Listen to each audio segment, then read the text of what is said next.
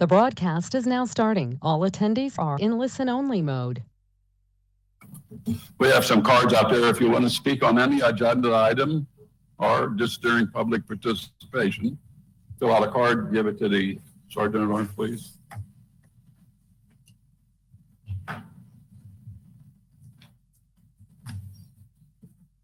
Okay, everybody up here.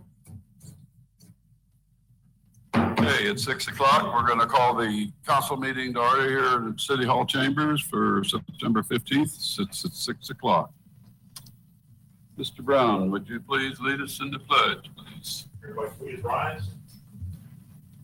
I pledge allegiance to the flag of the United States of America and to the republic for which it stands, one nation, under God, indivisible, with liberty and justice for all. Thank you. Thank you, everybody, for being here. I have a advisory to read. This is in reference to the pandemic advisory, and due to the COVID-19 pandemic, this meeting is being held virtually by communication media technology. For virtual attendees who wish to attend, please participate in the meeting by during the public participation portion of the meeting, click the hand icon on your upper right-hand corner of the screen. Turn on and mute your microphone. Please be patient. Staff will unmute you, advise you you're live, and ask you to state your name and residence. You can begin to speak. You'll have 3 minutes to speak. Use proper decorum, please. The council can then choose to respond to your comment or move on to the next commentator until all have been heard. If you raised your hand accidentally, clicking it again will lower your hand. Clicking multiple times to raise your hand may cause your hand icon to not display properly. Staff will be monitoring the raise hand function and will not be monitoring questions functions. Will not be monitored. Okay, we're going to get into our agenda here. Would you call the roll, please? Mayor Pro Tem Brown. Here. Mayor Hogue. Here. Councilmember Kellum. Here. Councilmember Morrison. Here. Councilmember Raymond. Here. Okay, our first item on the agenda. We'll have open public participation if anybody wants to speak on anything other than the agenda. Nobody wants to speak on that, so we'll close public participation. I do have some We're going to emails. do the webinar. Daniel?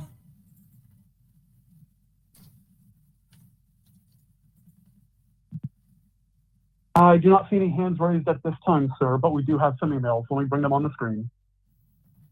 Is this for anything under that's not on the agenda?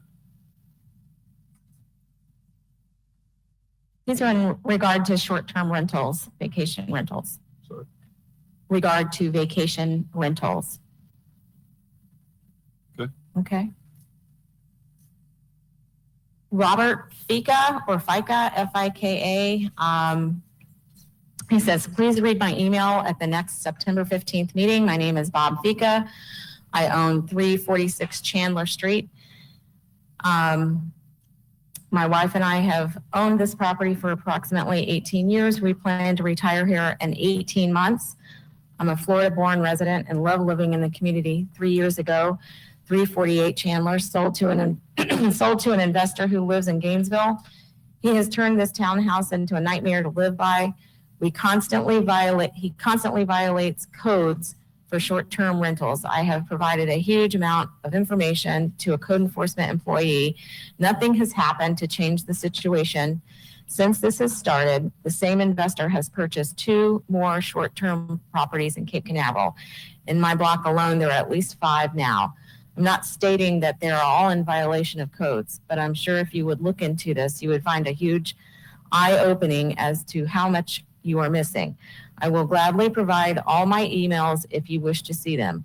Also, you can contact the Sheriff's Department and pull all the times they have been out on neighbors' property.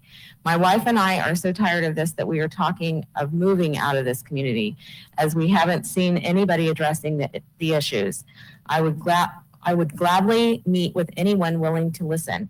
I will be willing to join a community or committee to help also. Please let me know your thoughts. Thank you, Bob Figa. That was Tuesday, September 8th. Next email is from Joe Sojourner from Tuesday, September 8th. Dear Mayor, City Manager, City Attorney, and Council members, I'm writing to express my concerns about the Airbnb and VRBO vacation rentals in our city. That is out of control. There are over 300 of these rentals in our city. I was advised by code enforcement that these rentals are required to be for a minimum of 7 days. If the owners do not rent for 7 days, there is a $500 fee for each night not rented. Code enforcement advised they do not have the manpower to keep up with these vacation rentals and rely on the residents to inform them. This is unacceptable. I understand the City of Cape Canaveral imposed a 7 consecutive day rental restriction on residential vacation rentals, and that durational restriction is not preempted by Florida law because it was enacted by the city before June 1st, 2011. How are these vacation rentals able to list their properties on Airbnb and VRBO for less than the 7-day minimum? Who is monitoring this? What information is provided by the city to these vacation rental property owners? Are there any rules? Does the vacation rental property owners have a duty to convey rules? Can you raise that? Thank you.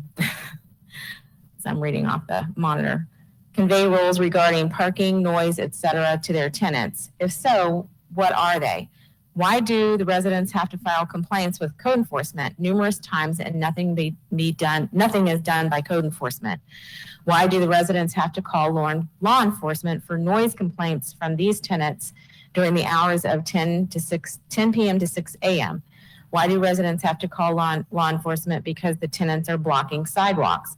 What is code enforcement doing? Are they patrolling these vacation rentals at night and on the weekends? Why does the city have a law that is not enforced? Respectfully, Joe Sojourner. Next email. Jillian Franklin. This came in Thursday, September 10th. Ms. Goforth, I'm requesting this to be read in public comments at our next city council meeting, September 15th, 2020. Thank you. She writes, please review and send to the city clerk, members of the city council. I moved here like so many others for the tranquil beach, the appeal of small town living, and the relative safety of our communities. This place is infectious. Its people are welcoming. It truly is a hidden gem. Over the years, I have seen a positive trend, good people fixing up their properties, taking pride in their neighborhoods and communities. As a result, it has become a desirable place to live and invest in. Recently, though, I have seen another trend. This trend, however, is not positive for our good citizens. It is causing unrest and tension. It is causing dislike and outright hatred toward our fellow neighbors. All this because of an explosion in vacation rentals in our city. There appears to be a blatant disregard for following the law among some of these owners, chiefly not following occupancy standards, quiet hour rules, and length of stay ordinances. The good people of Cape Canaveral should not have to rely on the Sheriff's Department to mitigate these problems. We also should not be relied on solely to turn these offenders in for their violations. This is why I am respectfully asking that the city take on a more proactive position on this issue before our good citizens grow frustrated and give up on our wonderful city. Let's show these owners of vacation rentals that there are consequences to their illegal actions and take back control of our hidden gem. Thank you, David Franklin.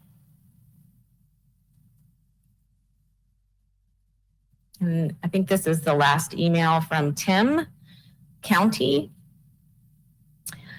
received Thursday, September 10th. I am writing to express my concerns with the proliferation of short-term vacation rentals in our city. My understanding is that there is a regulation requiring a minimum 7-day rental.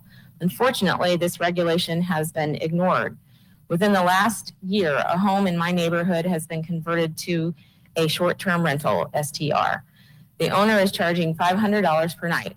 This has resulted in loud parties, cars blocking sidewalks, and trash being blown around the neighborhood. The vast majority of the rentals have been for less than 7 days. I have on multiple occasions watched children, senior citizens, and others being forced into the street because of the blocked sidewalks. The sheriff's office has been called many times about these issues, but they continue to happen. The only way to persevere our city is to enforce the 7-day rule. All communication between the sheriff's office and the city about citizen complaints of parties and parking issues is a must. And STR, short-term rental owners, should have to answer for their renters' actions. If inspectional services cannot handle the increased workload, more personnel must be hired and paid for by STR owners. Thank you, Tim County, Elbow Key Court. I think that's the last email. And then, okay, council, discussion, item, you want to talk about this? It needs to be talked about. On these short-term rentals, the state and in the state, can we go as far as punishment on violators? Can we go above what the state recommends?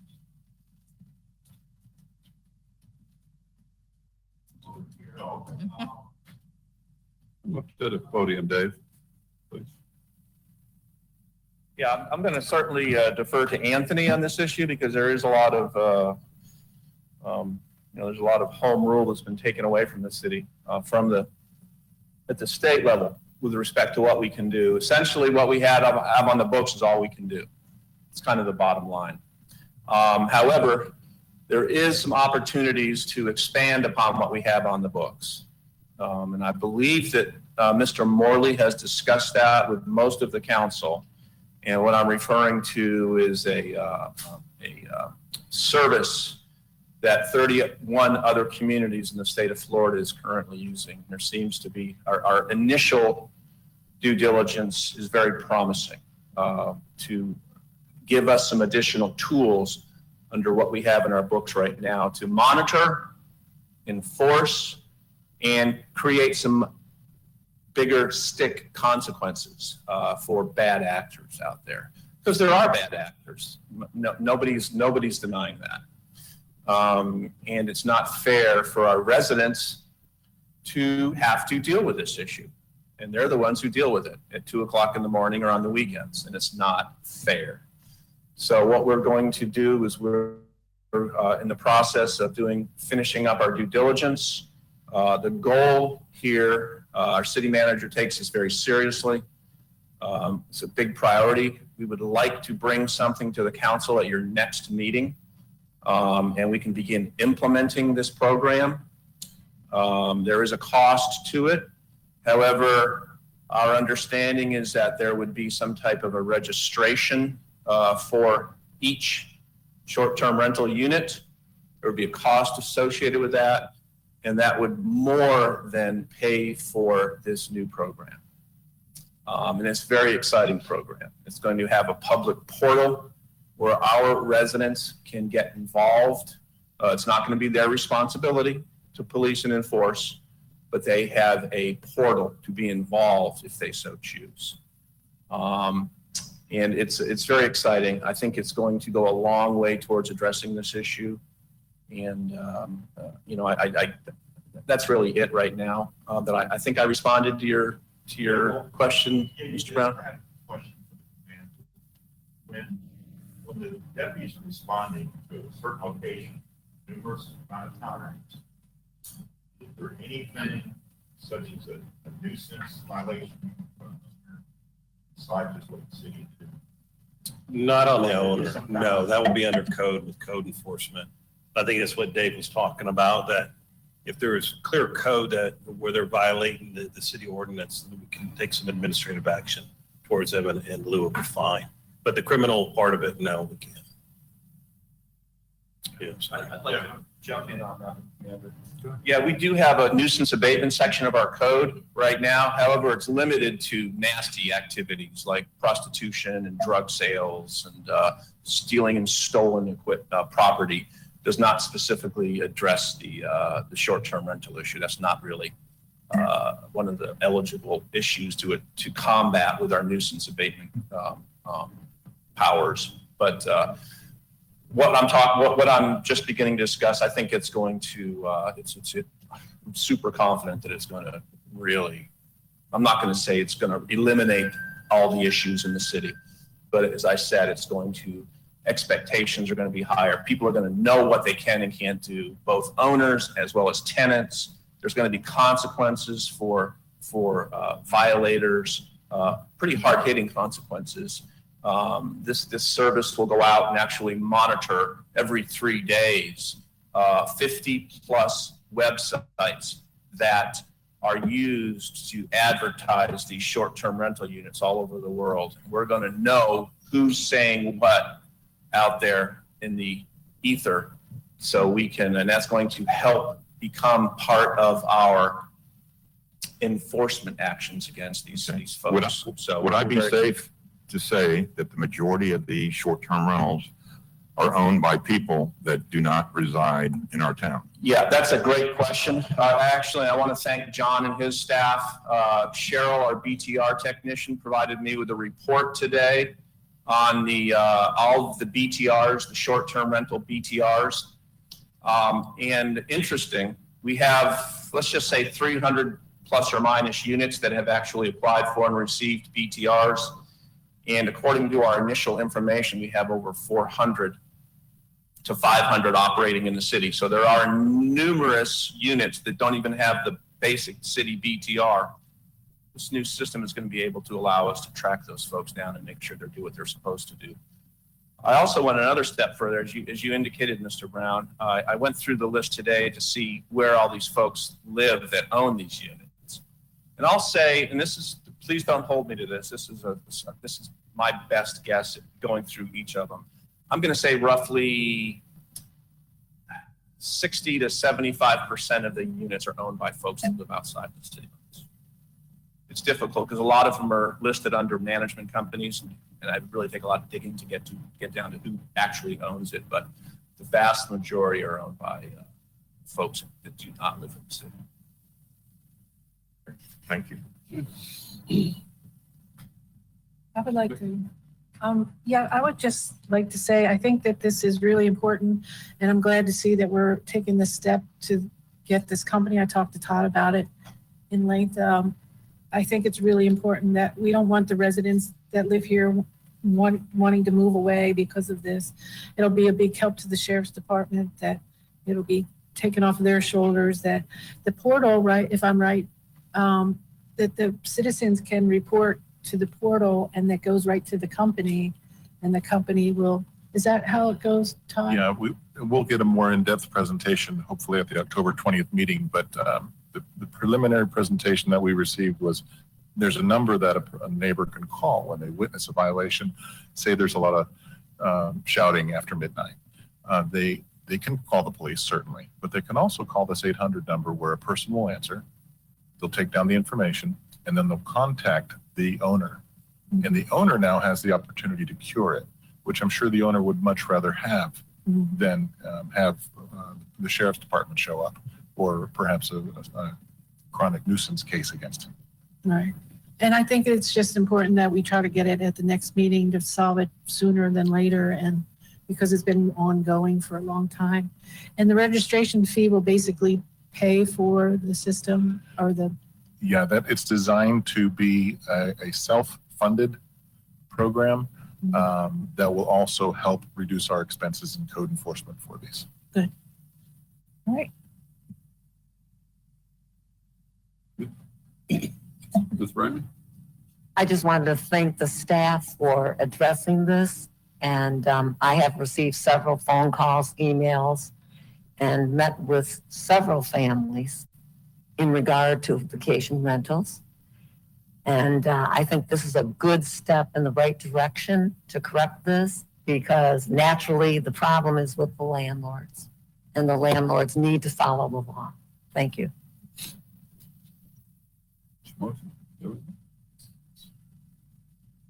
I mean, the other, in fact, I think it was a good thing for the city as far as everybody concerned until we got our authority taken away from us. So than that, we'll figure out a way to curtail it, I'm sure. Hey, anybody have anything they want to? Yes, ma'am.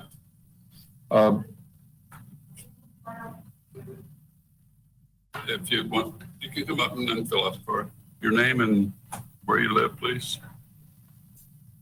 My name is Rhonda Breininger, and I live at 426 Jefferson, and I'm one of those people that owns Airbnb, and I'm a resident here. I do agree with a lot of the things that you're saying, which is the owners, these new owners, these new Airbnb people, they are not educated enough, if they're not living here, they're not responsible enough for what may go on at a property. The majority of my renters are amazing. I have rules. In fact, even though they have an 11 p.m. Noise ordinance, I let them know that it's 10 p.m. and everything has to be quiet. And they have to sign off on the rules. And they have to be respectful to the neighborhood, because that happens 100% of the time. It doesn't, but when I hear from it, I will kick those people out before I will let a resident have to listen to that from people. But on the other hand, I've also have Airbnbs that were put in places that were the neighbors just didn't like Airbnbs. And I've had people harass my tenants, and I have more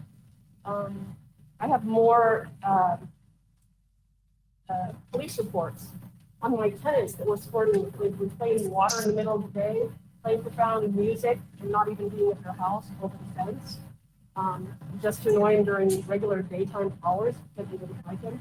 I have one to this day who's done two things. One, they shout profanities as soon as the people arrive over the fence in the front yard as they arrive. And the second thing that they have done in the past, there is a record of it, they actually purchased a pit bull who was letting her dog run out. And the intent of that pit bull was to actually attack my guests. It didn't happen. What happened is a 75-year-old man walking through my property got attacked by that pit, and that dog got put down. I mean, this is the kind of viciousness that I get. So there's hatred in the community, I understand, for Airbnbs just because they're Airbnbs. But there has to be a respect between both of them. But they do have to honor the rules in this town. We are so blessed. And I was blessed 5 years ago when I leveled a home path home on the Harrison to be able to build a brand new Airbnb. I put over $1 million into this town. And I don't want that to be disrupted. A lot of people are just running here for fast cash, and it's not the case. We have to respect the residents. But I will tell you, this town is the perfect place for an Airbnb. We have 75% transit, 75% renters, and 25% that actually have homesteads. Mayor, could I interrupt and ask the speaker to speak into the microphone, please? She's not being heard over the I'm going mic. to I'm ask sorry. her to address the council on that. Oh, I apologize. But anyway, You only have about a half minute. I'm done. I'm done as it is. I just wanted to say that I do think that monitoring is required. I just hope that your actions will actually get the ones that are first of all, the ones that aren't registered, because there's 100 of them there. Of course they're violating. They're not registered in the first place. And then you don't just constantly go after us in a barrage, but you actually identify the ones that really do have the problems. Because I do think that is important, because I think it's a really great relationship in this community. We have a lot to offer here, and we have a lot to offer our people that visit. Okay, thank you, Bounty. Sure, we'll get it straightened out. Take time. Anybody else? We'll close public hearing, come back to the council. All right, we're not taking any action tonight. It was just a discussion item. The council so just discuss it. So we'll move on to our consent agenda. Anybody have anything they want to remove for discussion? Otherwise, we'll look for a motion. Mr. Mayor, if I may move items 4, 7, and 9. 4, 7, and 9. Anybody else?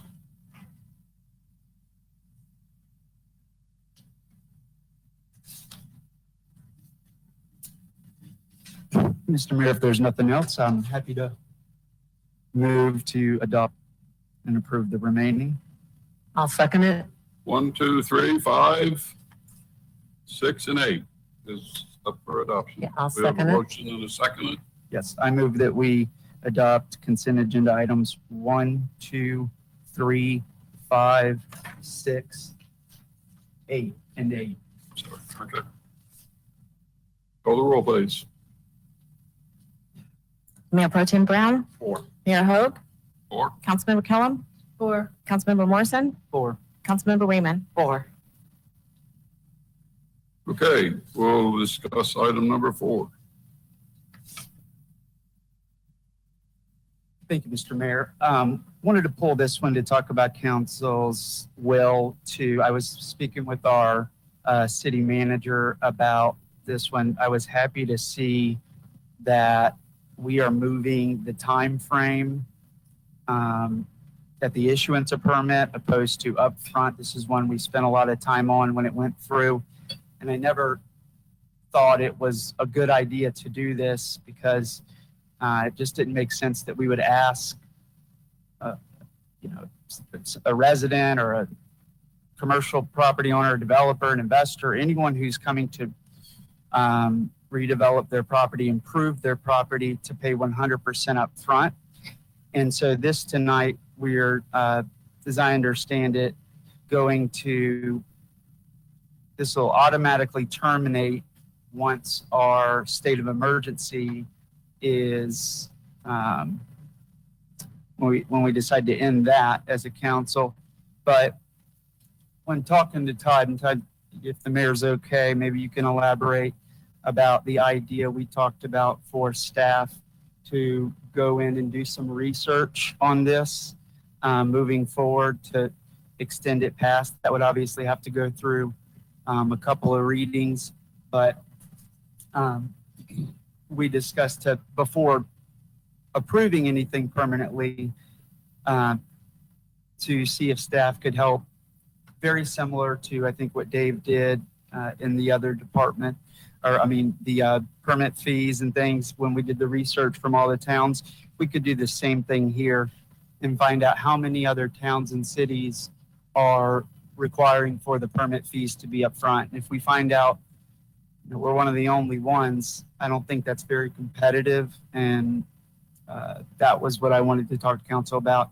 And the reason I pulled it on this particular item, I do support this as written, but if we are open to that, then we could move tonight and we won't have a lapse. So when this comes to an end, we can get our 2 readings done and basically have continuity there. So that was my request. So to recap, I am in support of this, but I felt like it was appropriate that this is scheduled to end. So maybe for the next council meeting, we can bring back a first reading to do this, or after staff does some research for us to see if that's a good idea. So you're asking to waylay this and not go with this tonight, or No, and bring sir. it back next meeting? No, I fully support this tonight. And what I'm saying is staff would do some research, and this is a temporary resolution. Right. And so making this a permanent resolution through our process. And if you're okay, Mr. Mayor, maybe Todd can help. Yes, sir, Mr. Mayor, if it pleases the council, I think what we're asking for is a consensus from the council for staff to do some research from Brevard County building departments to see if they have front impact fees or end impact fees, and bring that back to the council at the next meeting. Underneath this pandemic, or as you need Either, both ways, permanently and or temporarily. Just to bring back that information to the city council at the next meeting. I think it varies all over the county in my thoughts. That different cities do it at the end, some do it at permitting, some do it at CO. Yes, sir. And I think Councilmember Morrison is just asking that we bring back a report at the next council On meeting. how many do it Yes, either sir. way. If that's correct, Mr. Morrison. Yes. No problem with it. I just know it's some contractors are more than willing to dump it at permitting time because of tax reasons. Some wait till the next year or CO or whatever. But I don't have a problem. It depends on the city going to write an ordinance, but this is a temporary, so we usually do it at CO.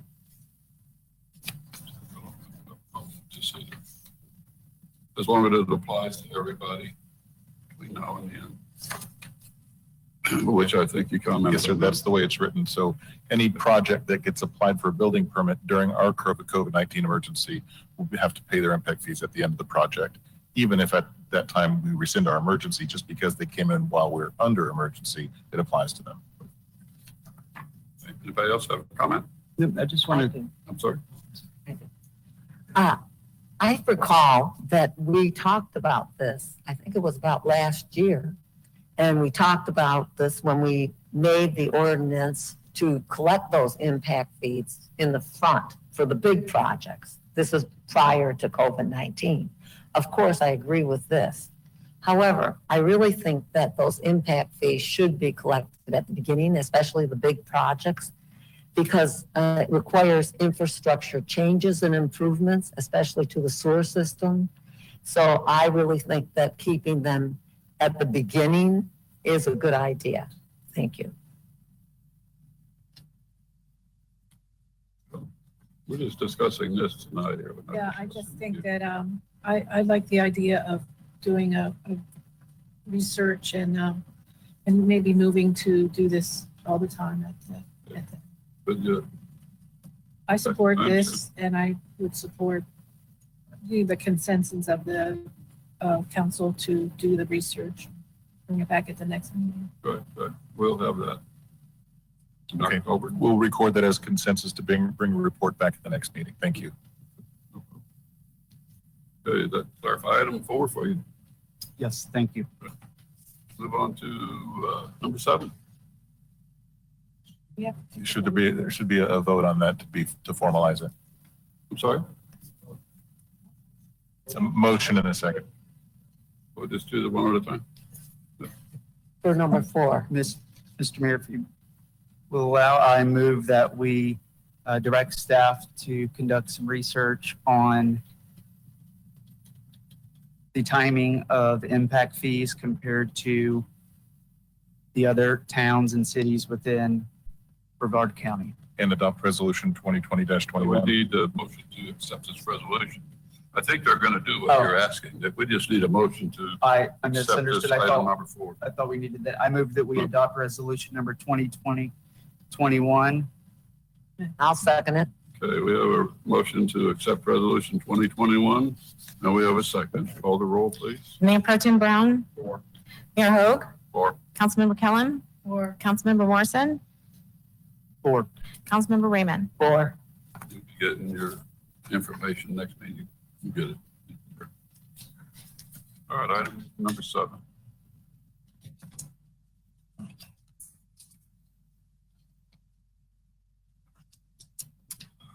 Mr. Mayor, thank you. If you're ready, this is item number 7. I wanted to pull this one up when talking with our city manager about it. Just point our eyes to one section.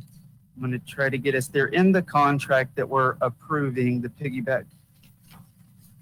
the agreement, it's Exhibit A for professional building department services. If we go to page 4 of 8, section 6.1 on price, the pricing here says that this JPI will provide building inspection and plans examination services at described in this agreement at an hourly rate of $69.50 per hour or at a daily rate of $556, per day. And if you, from the math, if we take $556 and divide it by the hourly rate, it looks like that's an 8-hour day. And so I felt like there was some vagueness here on what happens with a 9-hour day. And I just felt like this might create some confusion. Does the contractor bill for 9 hours, or is it the daily rate plus 1? And I think we might just want to, if the idea was that, no, a daily rate is 8 hours, or simply defining what a daily rate consists of. I think it's lacking that. And if you think through it a little bit, I think it'll make sense. And so we either should go with just an hourly rate or put a definition of what daily rate means. And if the intent there was to cap it, so basically it shall not exceed, in one day, the daily rate, I think that would be good. But to eliminate 9, 10, 11-hour billings days, I want the work to be paid for in full. So that may not be a good idea. But overall, either just strike through the daily rate because there's no difference in that, or put some definitions on what a daily rate is. Mayor, if I could help with that. I did speak with Councilmember Morrison about this, and it occurred to me that it's just a redundancy that the principal of the company put into his contract. So I asked David Dickey to contact the principal of the company as well as the city attorney. David, would you like to speak to that? This can be short and sweet. I agree with what Councilmember Morrison is suggesting as far as eliminating the language and just stopping that paragraph at and 50 cents per hour, period, and removing the rest of that sentence. I've made the city attorney aware of that. I've also talked to Mr. Payne, who's here in the audience. Mr. Payne, can you raise your hand so everybody sees you? He's agreed to that strike through on the last section of that paragraph. I think that's a simple fix, and everybody's there, and I think we can move forward with it. The grammar police in me wants to say, just strike it after $69.50 parentheses, because per hour is already stated in the previous about 7 words prior.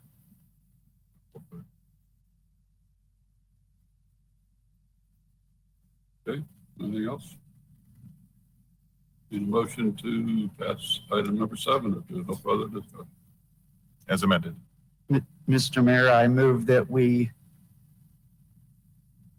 pass item number 7 as amended, which in section 6.1 is a strike through starting at per hour or at daily rate of $565.00 per day. No. I'll second. Motion's been made on item number 7 as amended to accept the strikeout clause of the daily rate. Call the roll, please. Mayor Pro Tem Brown, 4. Mayor Hogue, 4. Councilmember Kellum, 4. Councilmember Morrison, 4. Councilmember Raymond. 4. Okay, item number 9.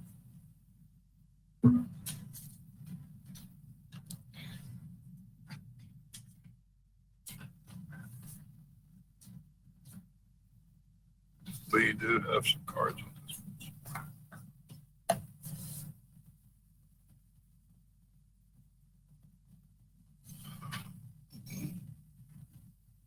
Ready, Mr. Mayor? Yes, sir.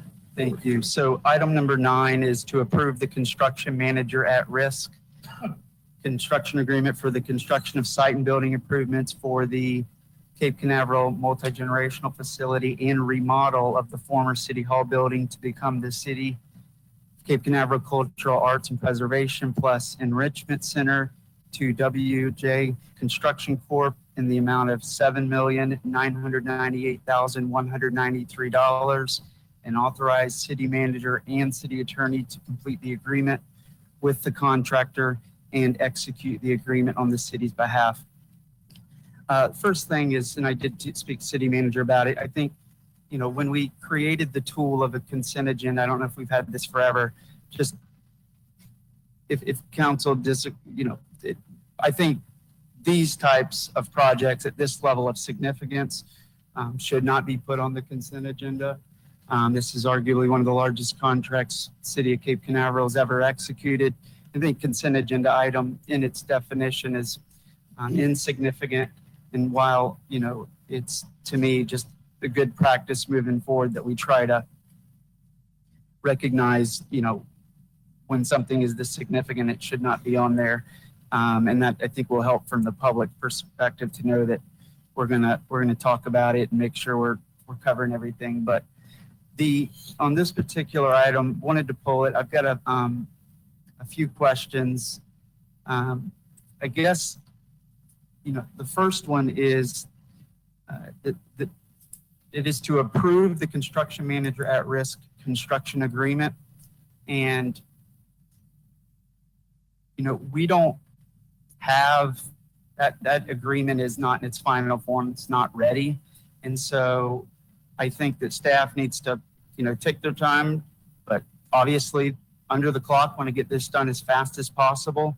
But I wanted to talk about the idea of bringing this back. I don't feel comfortable approving a contract that's not done and ready, and it's no fault. I understand what needs to be done prior, need to approve the items that we have before us here. But the idea that we would approve this contract would be finalized and then we would never see it again, I think is something we need to reconsider. And how can we approve something that was not distributed and that we don't have? I think we all want to read the contract when it's ready. And so with that, moving forward with approving the amount of money and getting the things that our city attorney and city manager and supporting team members need, that makes sense. I just feel that the process here would be approve those, and then whenever it's ready, we bring it back. And if we want to move on this, we can do it. I'd be willing to meet as soon as it's ready. I'm not suggesting that it has to go to the next regular council meeting, but just say tonight this gets approved, and then it would go to maybe next Tuesday, Wednesday before it's ready. At that moment, when our city manager and city attorney say, this is good, we're happy, we're ready to get this approved, that we call a meeting and we come back together, give it a final review, look at all the additions, and then vote it through. That is the first item, Mr. Mayor, that I wanted to bring up. I do have a few other items, but I don't want to put more than that on the plate right now. I wanted to see if that's something we would consider. Angela? I thought we had the contract sent to us this week. We would have what you call a fluid contract. It kind of changes as things will. I thought I was sent a contract this week that I read. Mayor, Mr. Morley, you want to take this for a minute? Yes, sir. The council was sent the draft contract as it stands today, because it can't be completed until we get this information from council.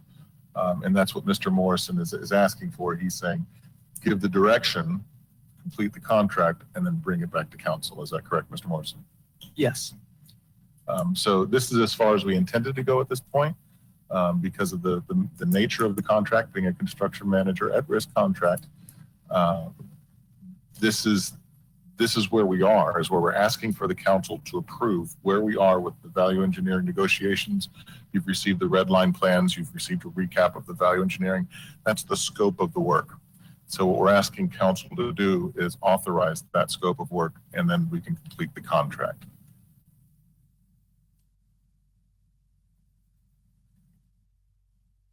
So basically what you're saying, city manager, by approving this, we're not going to delay the project as is intended. All we're doing is approving basically the monies and the contract. Go ahead and move forward. And the scope of the work. So you've seen what we've removed to bring the price down to where we brought it down to. So that's important too, that the full scope of the work is what we're asking you to approve as well. Okay. I don't have any comment right at this point. Other comments? Yes, Mr. Mayor, I guess as a matter of process, would we take consensus on that idea? Is that how you, if that's something that the council wants to do? Lay out the other items. We're going to approve what's either what's all here or what's not here. We're not going to pick and choose what we're going to approve in this. We got an agenda item before. It says written to approve. So If you got something else you want to talk about? yes, Not. so I guess to clarify, I would not approve this because it says to approve a contract that we don't have. And so I can't, the reasonable conscience, approve something. We were sent some templates, kind of where they are in the process. I understand and respect where city staff is. They need us. It's just a checkpoint. This is a milestone moment. And once we get that, they can get it to that next stage. And that to me is the appropriate time. So if I'm trying to communicate an amendment that I would vote in favor of approving the remaining amount, but with the agreement that it comes back to council once the contract is ready. So I think that's what I'm trying to, I guess, express. And when it comes to the actual, getting into what we're looking at today, the other points I wanted to make is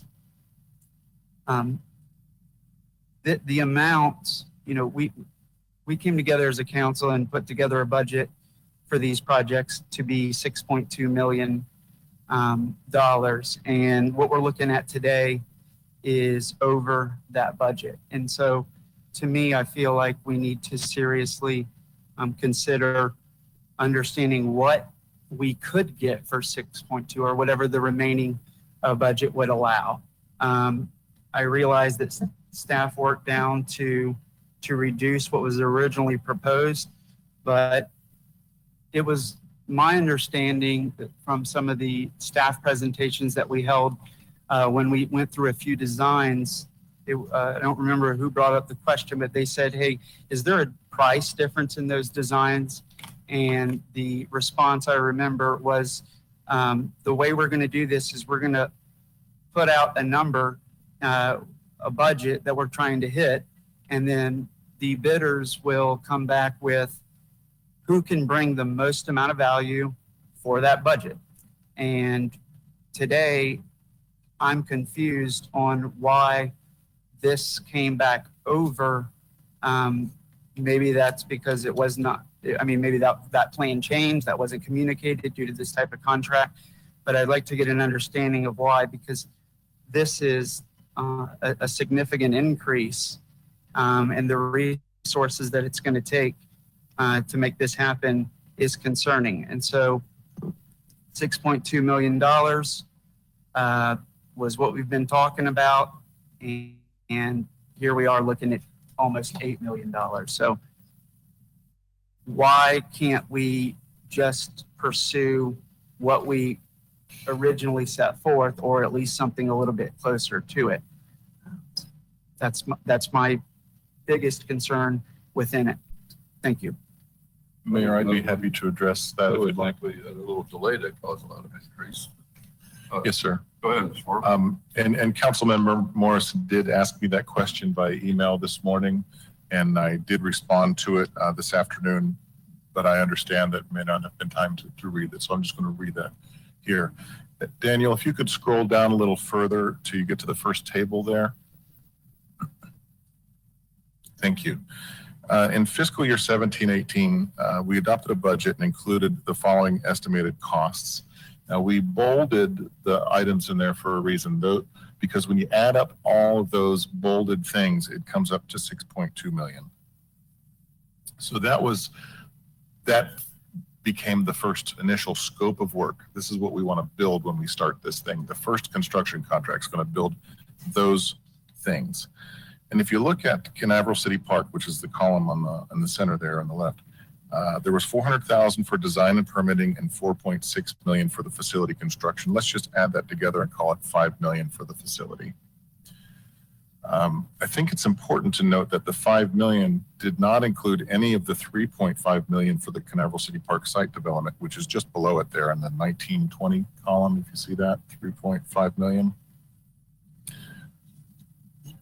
So as we got started with RZK, they pointed out that the existing asphalt parking at Canaveral City Park that is still there today was not going to be enough to serve the multi-generational facility. It was insufficient. So that right off the bat required us to look further into the site work. We've got to do some minimal amount of parking work to make this happen now. So that included the part, we just said, let's just bite the bullet, just put the whole parking around the whole park as we plan to do in the master plan. So that's the grubbing, the asphalt demolition, the grading, the compaction, all that parking around the whole park now goes on top of that $5 million, but comes out of that $3.5 million that wasn't planned on. In addition to that, we also knew we had a splash pad coming up right around the corner. So it was decided to also increase the scope to include the work to get the splash pad equipment room and the associated underground utilities for the splash pad while we've got the contractor there. It just seemed to make sense. Have all that put in, then we can just plug the splash pad in later when we want to. So if we look at that with these lenses, that scope of work now took on a big chunk of the site plan work. Beyond the $5 million that was planned for the facility, we're taking a big chunk of that 3.5 that was planned for later fiscal year, and doing it now because we need to, the parking and the splash pad. So now we're looking at W&J's VE proposal for the multi-generational facility. They're at $6.815 million for that. Remember, we had planned 5 million in the 6.2. So if we just look at the difference, that 6.815 that W&J is proposing, minus the 5 million that we had planned on spending, that's 1.815 million. That's the bulk of the difference. That's the bulk of why it's more expensive. Obviously, there's more things to it than that because we added some solar. Yeah, we knew we added that. And we also know that construction costs have risen in the time between when the task order was given to RZK and the time when W&J and all the other bidders submitted. And lastly, I want to say, as far as price increases, projected costs are approximate. 6.2 million was an approximate to begin with. So that's the full accounting of why it costs more. We're getting more done and time has passed.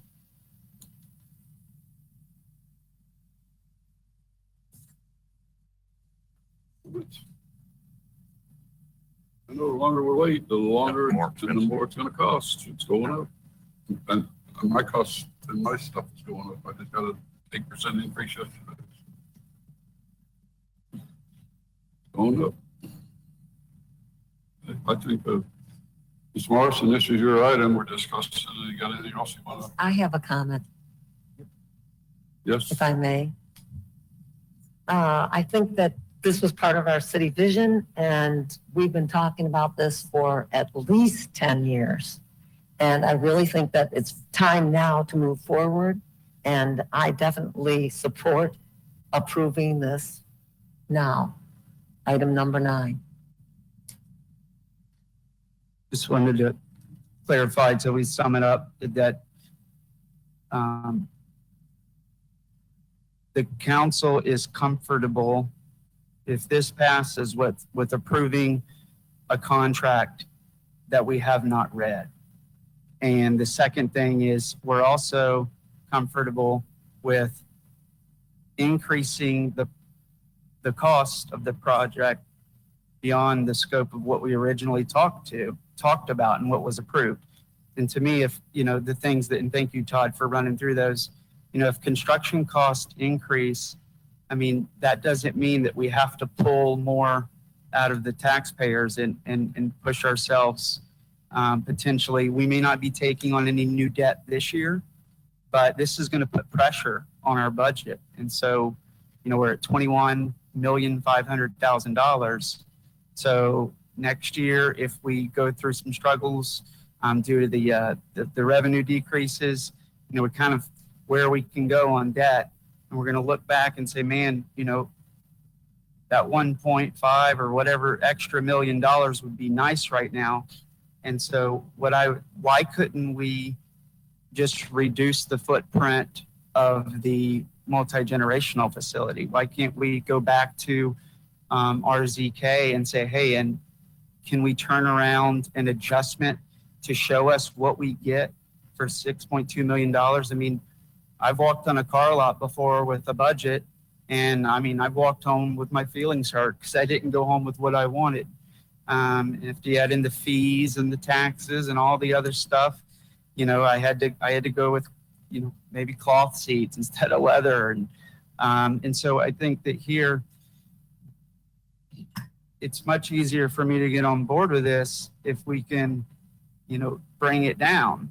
But I think that it is going to take some more time, but it's worth it. But just to say we're stuck in this train that we're on and it has to go forward, I don't see that being, I mean, why can't we reduce the size of the footprint? Why can't we eliminate some things? Maybe the materials that we're using, have we ever seen what a $4.6 million facility looks like? Or, I mean, have we seen what the 6.2 million would look like? Or we just always, I mean, have we been overshooting this from the beginning? That's sitting in one that's 4.2 and it's come in a lot lower than what it was bid. The bid on this building was bigger than 4.2, was 4.6. And due to the efforts of these people over here, we wound up at 4.2. Negotiating with the contractor and doing exactly what you're doing for us. I have all the faith in the world in those two guys right over there because they did this building right here. Those two guys right here oversaw the construction and negotiation, including David Dickey. I'm not leaving David out, but those two gentlemen right there oversaw the complete package of this building. We did the same thing with this building as we're doing tonight, and we wound up paying $400,000 less than what the contract was due to those two gentlemen over there. So I have all the faith in the world in them to hear the rest of you tonight because I want to hear you out. But I'm going to support exactly the way it's written. We had a delay last year that cost us a new engineering, what you already asked for, maybe that go have them do. They charge us every time you go back and want to change, you're going to get charged not $1, you're going to get charged thousands of dollars. And of course, that increases the cost of what we're going to do moving forward. So I'm want to hear the rest of your concerns here, and then we're going to go to the public because I think the council's pretty well set on what we're going to do here. If you want to finish your thing, go ahead. Thank you. At some point, I would like to know if this City Hall did come under budget, today's number, not the initial. If it did, that's great, but that doesn't, we also didn't at the last minute, I think, jump up this high. And so that's it. Those are two pretty significant items. I mean, this council has not seen the contract and we're okay approving it. And this council is okay with increasing the budget up to almost $8 million instead of, you know, doing what we intended to do from the beginning. If that's how we're going to approach these projects, then we better hold on because it's concerning to me. And one of the things that I want to look at in the contract, once we get it, is how change orders are handled. I was reading in the draft a little bit, but I don't know in negotiations if that's going to change. Is it possible in our contract for the price to increase? And if it is, that process that's outlined under change orders, why I would like to, if it goes through, which we won't see it. I mean, when it goes out today, it won't come back. So we won't know until it's finalized what it's going to be. And the first thing I'm going to do if this gets signed is understand that process. And my hope is that any change order, and if you have the confidence in them, then this shouldn't be a big problem, that if it does go over the amount of the contracted price, then it should, in my opinion, come back to this council to approve it because it can roll it's good transparency and it's good to know when it's reached that level. If you're right, Mr. Mayor, it won't have to do that. It won't come back. But in the event that something goes wrong and no fault, just these things happen, I hope that whenever the contract is ready to approve, that provision is in there for the citizens and for us to make sure that that is not up to the project manager. That comes back to this council if it goes over whatever the price is. Those would be my three biggest concerns. I'm not mistaken, Todd, you can correct me if I'm wrong, or John. You're gonna get a signed contract, you'll see it before the first shovel hits the ground. You're gonna have a set price, and that contractor will live to that price. And any overages, he's gonna have to come to the city if it's not his problem. And that overage could be something that's out of the city's realm and out of his realm. Say there's an omission on a drawing that somebody didn't catch, which is rare that happens, but it does sometimes.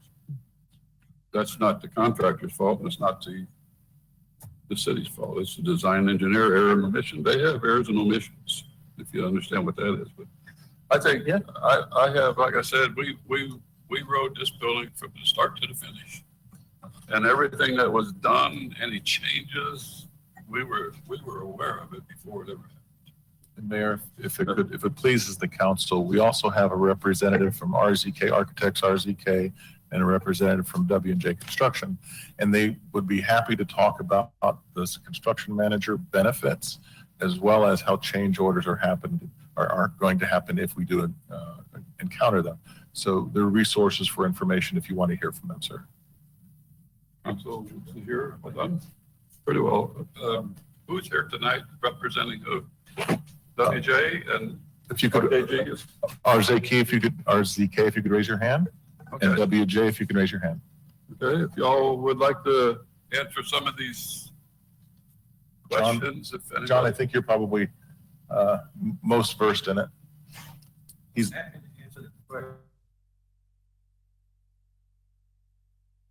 I'm John Zwick with Architect Architect RZK in Cocoa, Florida. Respect you very much. Very much. So if you want to ask a specific question, or do you want me to start off in general and talk about the construction management at risk process? That's probably the best thing to explain is how it works. Okay. You can't really just talk about the benefits of construction management at risk without talking about the typical competitive bid process, which you all are used to. The competitive bid process is one that is based solely on price. If you don't have a pre-qualification period for the contractors, in other words, qualifying them based on building 20 city halls or whatever, they've had to have that experience. If they just have a license and they have the bonding capability and they put in a bid, you cannot reject that bid because you're a governmental agency. You have to take the low bid unless there's a problem. And they have bonded that price, so they try to stick with it. So in that competitive bid process, the contractor is taking bids from subcontractors, and all of this is happening within probably a 24-hour period. And they collect all of these bids and they try to pull together one price to submit to you. And then they come and you all open the bids and you select based on the lowest price. So that is riddled with potential error. It's riddled with information that doesn't get passed across because it's an immediate thing. It just happens.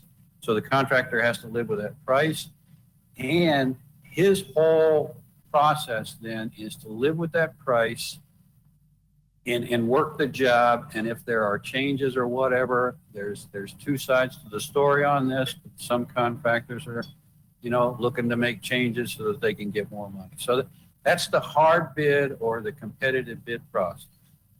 Construction management at risk, you select the construction manager the way you select an architect, based on qualifications, based on experience, those kinds of things. That's how W&J Construction was selected. The process was set up to really start in the beginning and team the architect, the owner, and the construction manager together to work the building up from there. At certain phases along, at certain sequences along the process, the construction manager will go out, feel out prices, bring them back so that you can begin adjusting the design to those prices. With this situation, and what that does is that makes a team of the owner, the architect, and the contractor. The contractor is now a partner. He's not in here solely based on a price that he gave. He's in here based on his experience, his knowledge, and he's there to help you along in the construction process. So that's one of the benefits. The other benefit is that it's all open book. So when you have the competitive bid situation, that contractor doesn't have to share his books with you. He doesn't have to show you what his prices are. He gives you a schedule of values, but that's the way he makes that up based on how he wants to draw his money. That can be good, that can be bad. You know, there are a lot of good competitive bid contractors. But in any case, it's all open book. So the construction manager then is going to go out and secure bids from subcontractors. He shares all of that, shares all of those prices, shares all of that with the city, with the architect, with everything. They can all decide whether or not they want to pick a subcontractor because that subcontractor was low or whatever. So now you're coming up with a situation where you may eliminate a subcontractor because he was so low, which would have been a problem during the construction process. That would have initiated a change. So in a nutshell, that is the construction management at risk process. Now, Commissioner Morrison asked the question about change orders. In the construction management at risk process, the price has a contingency in it.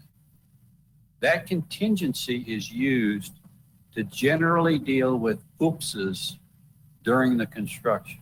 Oops, we missed getting signage, a price for signage, or we didn't get a price for all of the signage. Then you take from the contingency that amount of money to cover that mistake or that error or that oversight, and you cover that amount of signage. So there is a contingency set aside in this process, and it's in that breakdown for you. You won't see anyone coming back to you for change orders unless there's a significant change in this project relative to the city wants to add a swimming pool over here or something like that. And the other reason this whole thing went construction management at risk is because during the process, I had a conversation with Todd about the fact that you were looking at a particular manufacturer for the solar panel.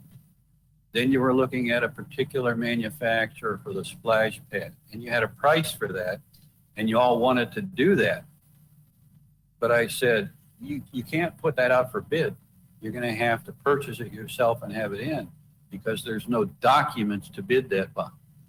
I said, you really need to go construction management at risk because then the construction manager will help you find a couple of vendors who would do splash pads. Then we can all gather around the table and talk about which is the best and which has the best price. And then you select that. And we have money allocated in this budget for a splash pad. So when you were talking about the $6.2 million, if you take out the splash pad and you take out that, we're back to the 6.2. I think that's what Todd was trying to talk about. So we're there.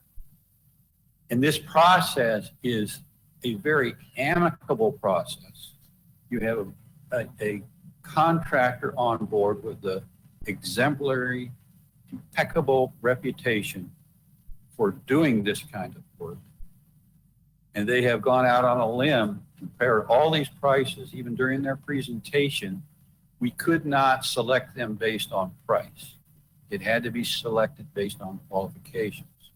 But we asked them to demonstrate to us how they would pull together the price. That would give us an inkling of what the price might be. W&J took the project to the street, which means to subcontractors, and got pricing on our documents because they were so far along for everything except the solar and the splash pad and that sort of thing. So they got together prices, and that's why you see a schedule of values in that information that was provided to you. All of that pricing is there. They're ready to sign a contract, and you have a draft copy of that contract, to sign a contract for a guaranteed maximum price. So there's not going to be any change orders that come back unless there's some kind of changes to the document or there's some substantial error in the document on our part, the designer's part. I wish I could tell you I'm perfect. I'm not perfect. If I was perfect, I wouldn't be here. I'd certainly be somewhere else. But more eyes have looked at these documents because the construction manager at risk has been reviewing them. And the likelihood of a significant problem that would create a change order to come back to you, I don't think is there. Furthermore, we're looking at doing owner direct purchase, which is going to save tax dollars, which you can't typically do in a competitive bid process. You could, but the contractor likes to take a little cut of that. In any case, that is going to be money that gets added to the contingency so that if there are any other problems that pop up, that will be taken care of.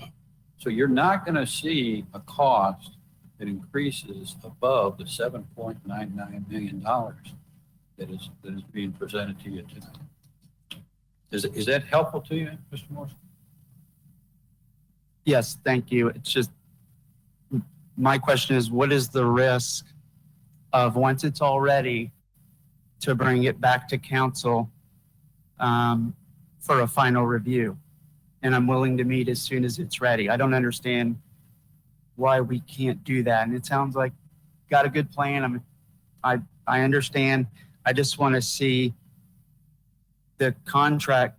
As Mr. Mayor, you said you'll see it before the shovel hits the ground. I want to see it before the pen hits the paper. Because after the pen hits the paper, there's something that we need to see. That's our opportunity to do it. And so why are we concerned?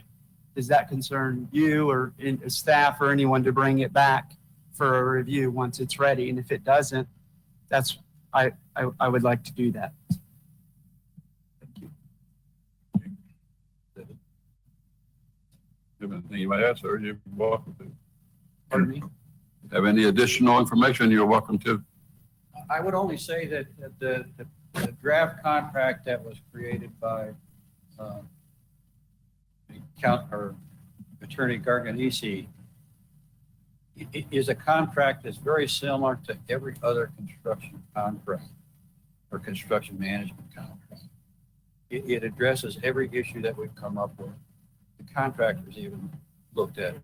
I shared it with the contract with W&J Construction to see if they had any problems. They have no problem. The only problem they had with it is they don't have professional liability insurance, which is what I have because I'm the designer.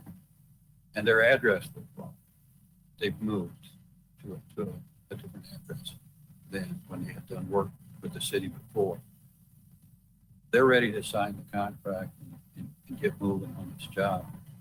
And the contract, the city's attorney has covered every usual situation in construction that has come across, from change orders to dealing with the contingency to dealing with the GMP. It's all in there. If there's any way I can make you comfortable with that, Commissioner Morrison, that's what I'm trying to do. Yeah, I want to see it. And if it sounds like it's not going to change, we could meet pretty quickly then. I mean, if we approve what you need tonight, why can't we just circle back, give it one final read? I'm not one of those people that, I kind of read my cell phone contract at least one time. And, it's good practice. But how I conduct my life for my personal is one thing. I feel very responsible. Again, this is a very big project for Little Cape Canaveral.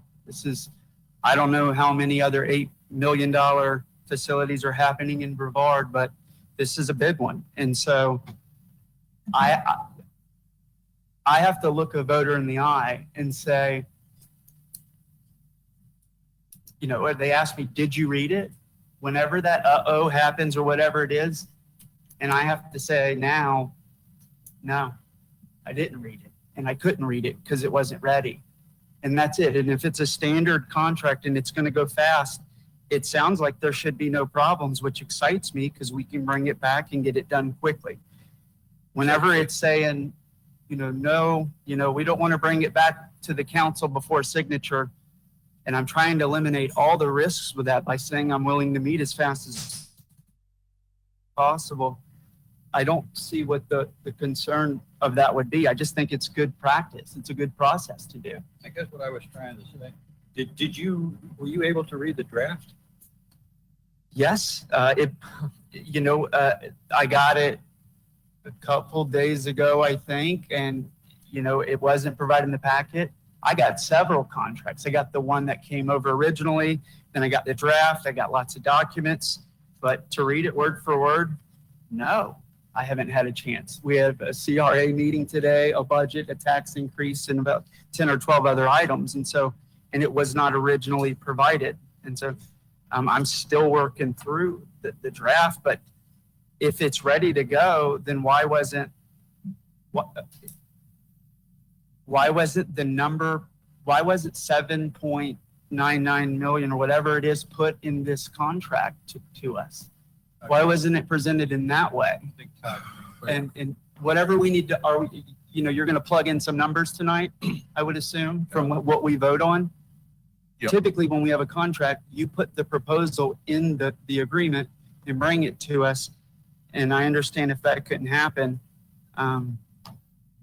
maybe I'll get it, but I don't understand. Yeah. Yes, Mayor. One of the things, as I said earlier, we're asking the council to do is approve this revised scope of work, all the value engineering work that was put into that document.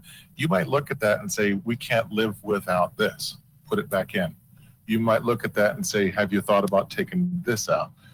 We are including you in the step of value engineering. That's where we are here. We think we've done a very good job. The W&J has been very accommodating. RZK has been very accommodating.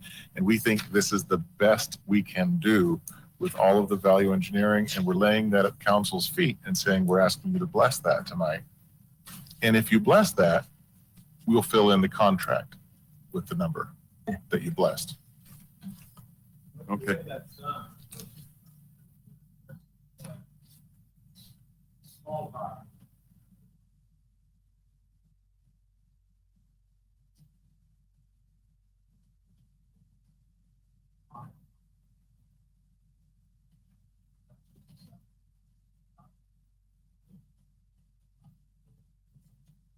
The council actually,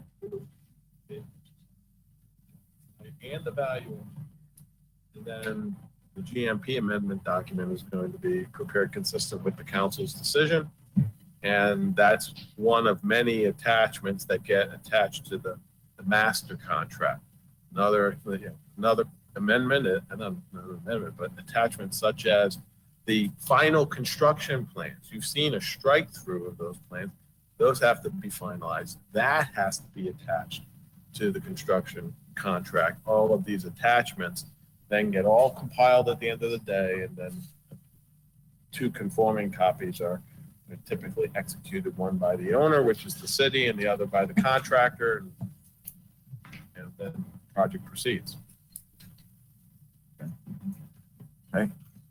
I'm good with it. I think you're being, you said you did a good job. I think you did an excellent job getting this together.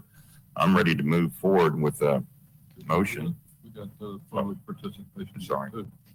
Does somebody from WJ, would you like to say something, or are you happy with?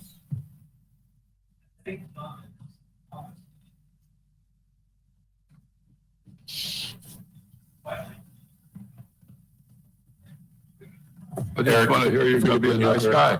That's all. Eric, if you could speak at the lectern. Go up to the microphone and tell us who you are. Austin, Morrison, W&J Construction, Melbourne, Florida. I think John did an excellent job explaining construction management. This is a very conservative approach and a very commonly used delivery method. Change orders, like he explained, are done with contingency realignments. We did give a guaranteed maximum price, so it is our responsibility to deliver the project within that guaranteed maximum price. We have a long history of doing so. We can reach out to almost every municipality in Brevard and ask. I don't know if I can answer Councilman Morrison's question about bringing the contract back, but I can assure you that we are ready to go and that the concerns that he brought up, we've addressed, and we went from $8.7 million down to just under $8 million. So we've put a lot of hard work over the past 3 months into this to prevent any change orders from coming up and any mistakes. Not saying that there won't be any, but we do have plans in place to cover all of that. But you did a firehouse for us, and you did an excellent job right here in the city. Thank you. And I'd like to thank you again for that, because you did save us some money and you did a great job. Appreciate that. For your company. Mayor, I'd like to say, thank you very much.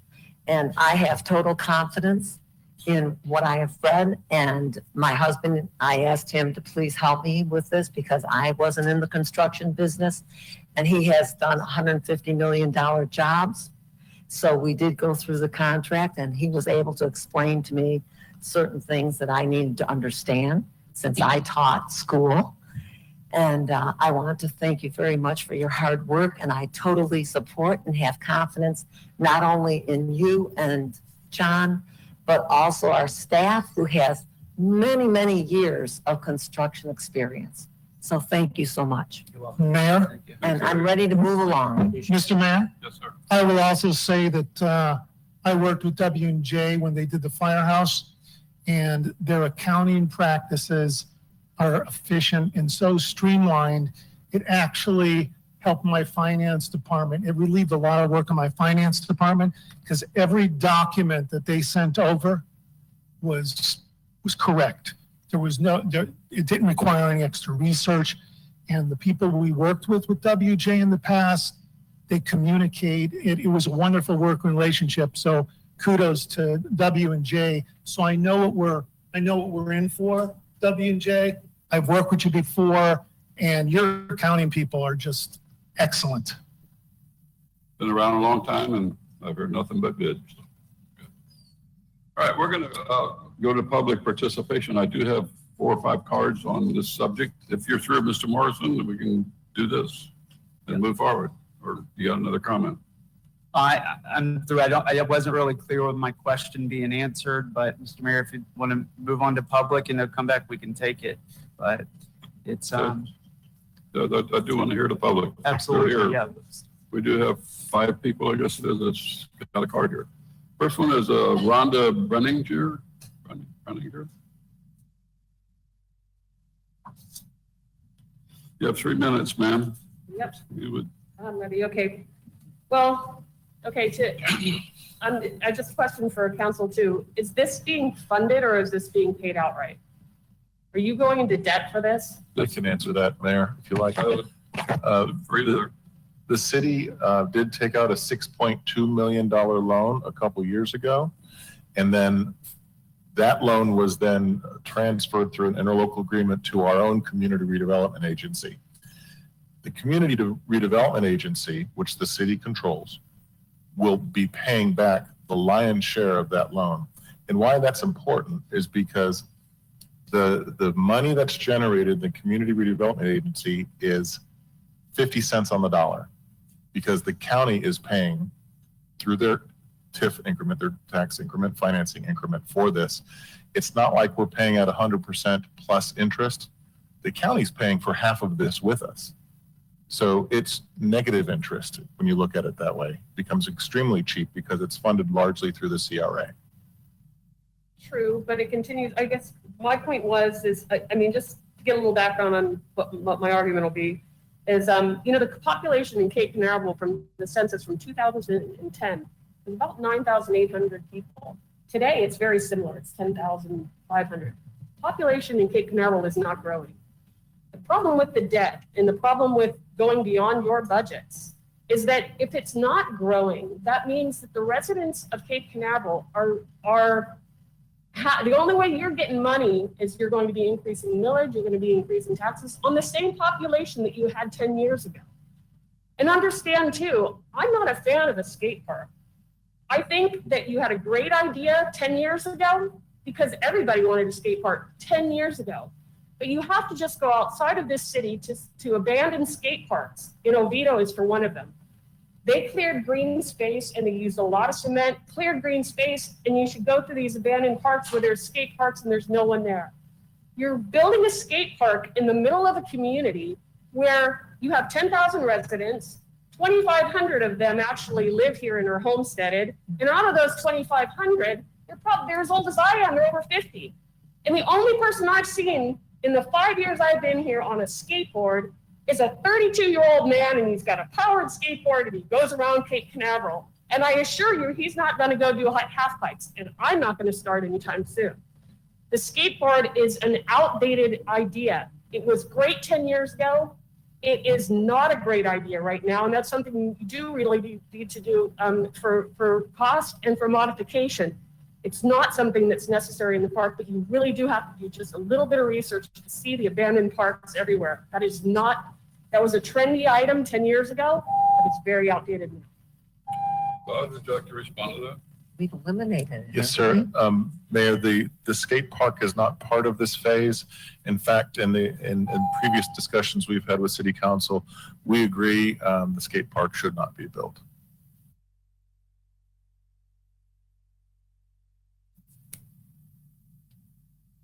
Thank you for your, I'm sorry. Roger Bing.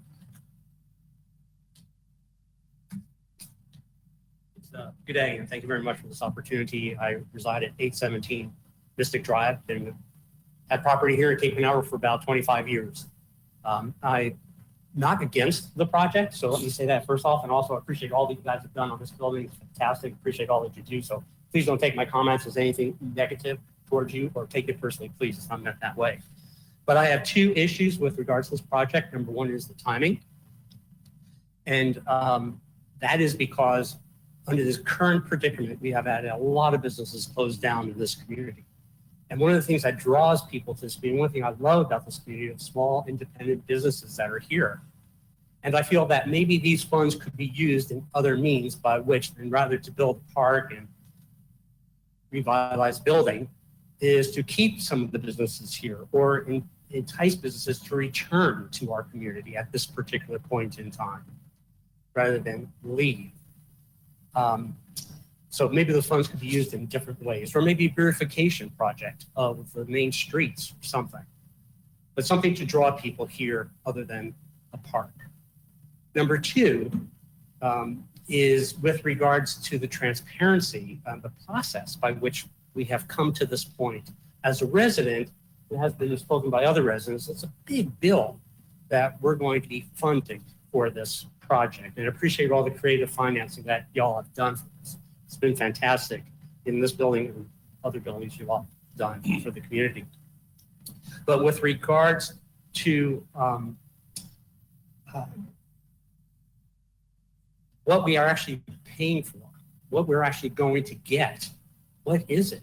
Maybe I don't know where to look for it, but is there a place to find that for us to say, yes, this is what we want? Because I believe years ago, as it was mentioned, this has been on the docket for some time. I believe the majority of the residents said we didn't want this a long time ago. But as a resident, I'm saying, well, what are the plans now?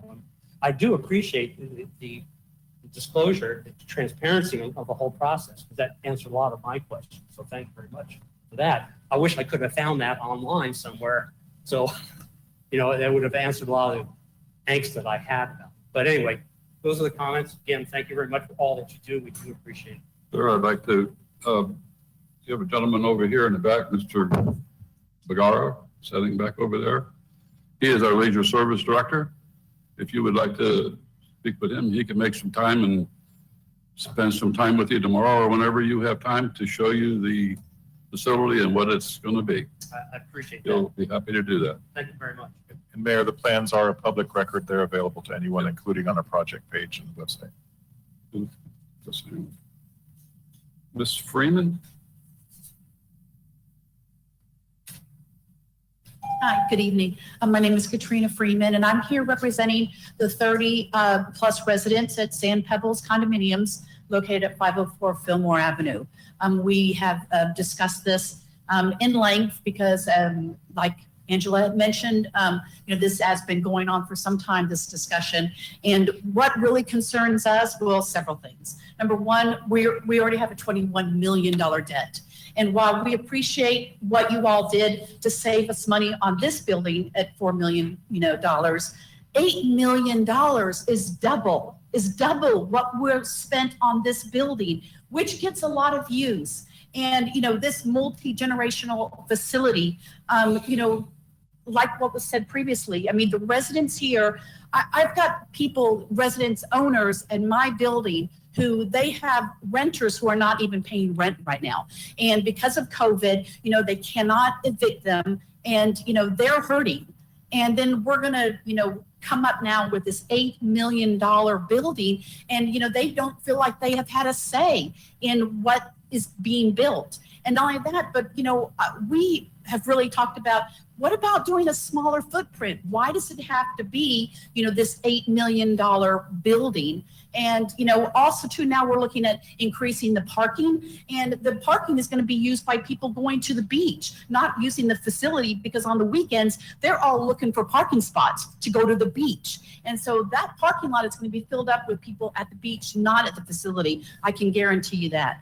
But also too, what really alarms us is the fact that the citizens have not really gotten a lot of say in this. And I don't feel like there has been a lot of transparency. We feel like we're being railroaded, with this facility and to spend $8 million. And not only that, we have not seen what the cost analysis is going further. We have future generations that are going to be stuck with, our debt that we're continuing to add to. And then now there's been no cost analysis that I've seen in regards to what it's going to cost us to maintain this facility, pay for the insurance, pay for the utilities, pay for the security, pay for the cleaning, pay for repairs, replacement, things like that. And we haven't seen that cost. Has that been generated? Has anyone put together a cost analysis of what it's going to cost to go forward in the future with this facility? Answers? No? Gustavo, do you want to speak to the O&M presentation that you made last year? Or have those numbers in your head? Like I said, the citizens in my residence at Sand Pebbles are not for this because number one of the cost, and number two, because of the fact that it is such a big footprint. They'd like to see something smaller, something more in scale, and we'd also like to see what the costs are going to be going forward. Thank you. Gustavo, will you speak? Gustavo, if you'd just like to bring to the point of when we started and where we're at, what we're doing. You got the numbers, maybe? I don't know. Doing you. It's been a while. Yeah, I'm asking him to dig deep into his memory banks for this one. I know. Been a lot of information out on this one. Well, I mean, if the question is, will some additional part-time staff need to be hired? Absolutely. Would we perhaps require another full-time rec leader? Absolutely.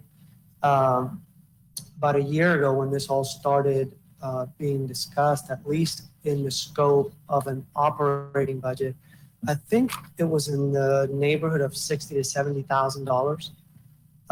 And that included utilities. That included, and by the way, we use this building, which is very similar in footprint, although you guys keep it a lot colder here than we would over there. But regardless, at the time it was all discussed, it didn't seem like a significant cost. Now, as far as when we started talking about this, would you like me to go to 1994 or 2003 when you did a proclamation I'm where just you trying wanted to a community center? I was trying to make a point that we haven't just started this yesterday. It's been like The 10 years, 12 years. proclamation made in 2003 would be the closest time. Long time. When council made a proclamation, and I could read it verbatim if you want, I happen to have it, and you guys set aside $1 million in the 2003 budget to build something in 2007. Now I have W&J here, and again, I don't have a side in it, I'm just staff. If you want it, I'll run it for you. If you don't want it, then, you know. But anyways, you could have done a heck of a building in 2006 for $1 million, right? I mean, we're looking at, since this process started, 20 to 25% increase in construction costs. So you're at well over $1.5 million since the project started. Let's go back to 2003 when you guys put that in the budget for 2007. So, you know, how far do we want to go? How many council meetings, weekly updates, board meetings where you sat, Mickey, at the very beginning of this whole thing? Joel, as it's been discussed, and board meetings for you. I believe you even chose where you live because of this thing. So I'm just not going to put words in your mouth, but, you know, so there's no secret. There's no brand new anything. And whatever you need from me, I just don't know where to tell you. Thank you. It's been a long time. That's all I can say. Vision session, word all came up 20 years ago. That's where we've been going. All right. Another card I got is Joel Fair.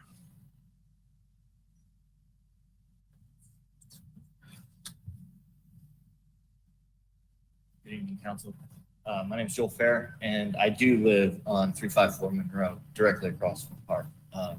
And we enjoy living right there. We love it. I have a bunch of kids, and so first I wanted to say thank you.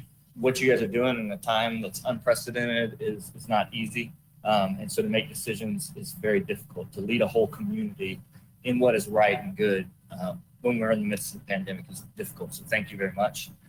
My challenge would be to continue to do it, to continue to make decisions. Don't be indecisive in the midst of it, because it's hard. It's hard to know what the right thing to do is.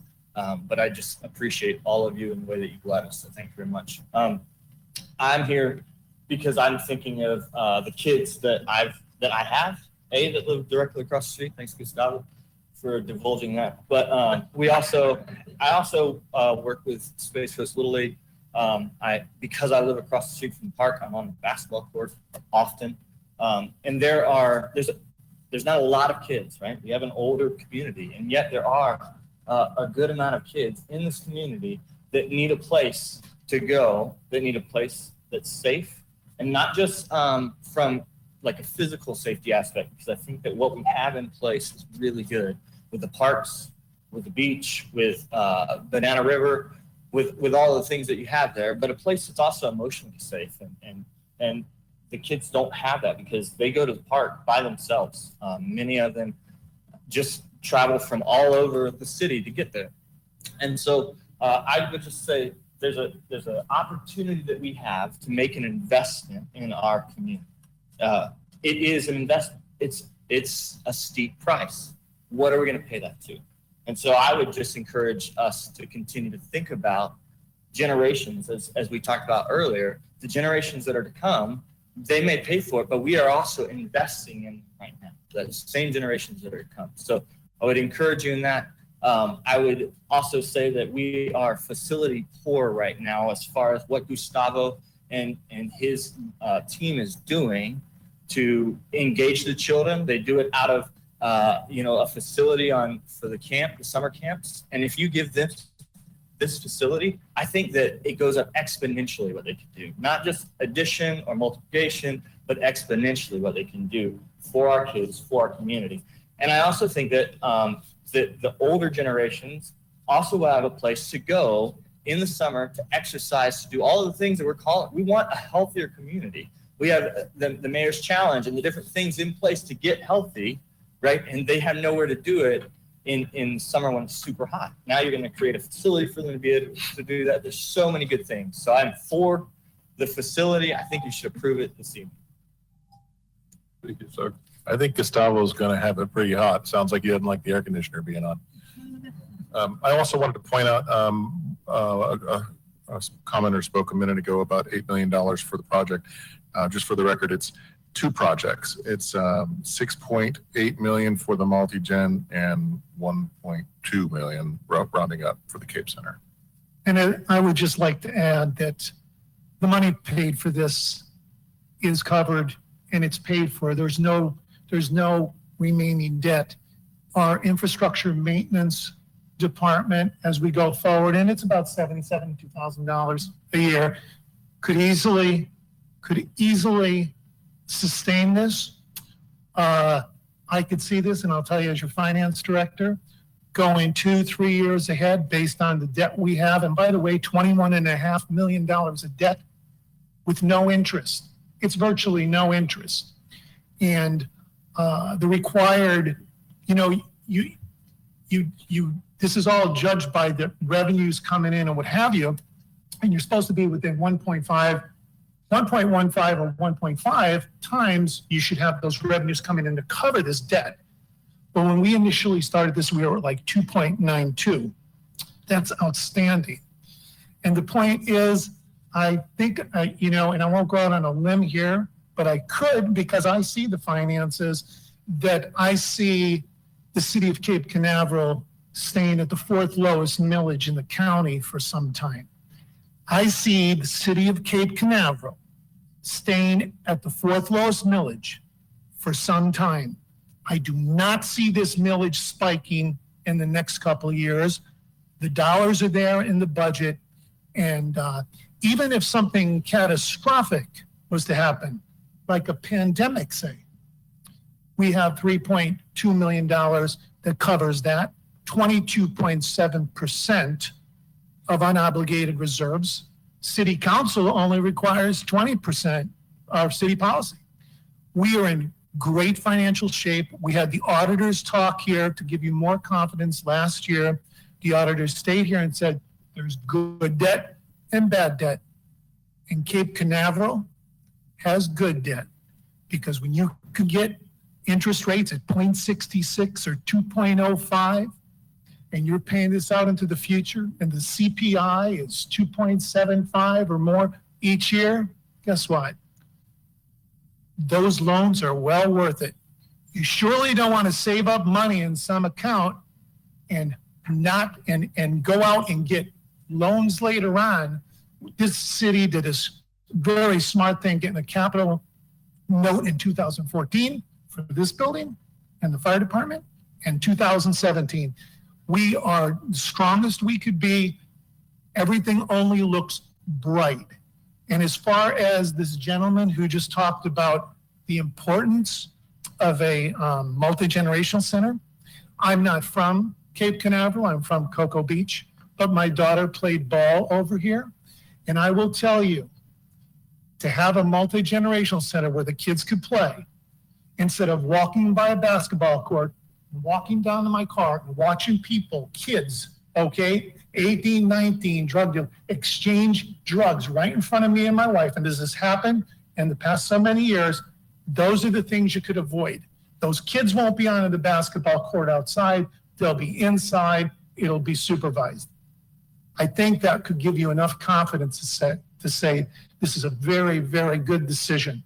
And sometimes somebody will say $21.5 million of debt. Well, that's going to be paid over 20 years. The city has 2.9 times to pay for those. We're not going in the wrong direction. We're in the right direction. This budget has been outstanding. I've been here 8 years.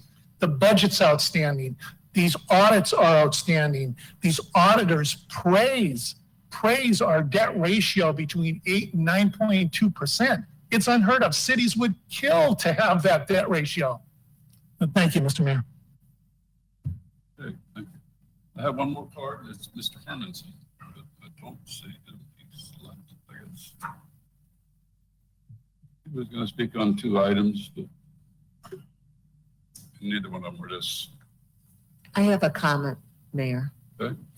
I feel that the multi-generational center is just that, multi-generational. It's not just for kids. I think we build for the future. We build in the present, but we build for the future. I've been out canvassing because I'm running for reelection, and I've heard some interesting comments from people that the stage could house an amateur theater. I've also heard from another person that there is a cry for a city choir. This is something that I personally never thought of. We have a poet laureate. We have Friday Fest. This stage is something that we definitely need in the city of Cape Canaveral. It raises our quality of life and it increases our community spirit. People love living here. And the more people you get to know, the more generous hearted the people are. And we did this all within a budget. This has been done, it's been approved, and we just need to move forward. This is what a lot of people want. And it's time to move forward. So I'm ready to make a motion to approve this. I'm not through. Thank you.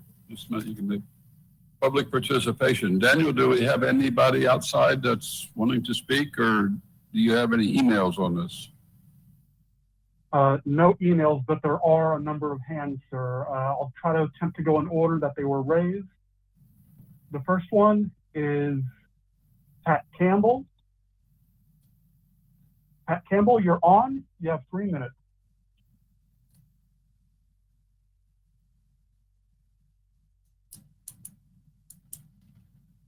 Can I have the timer, please? Are you there, Mr. Campbell?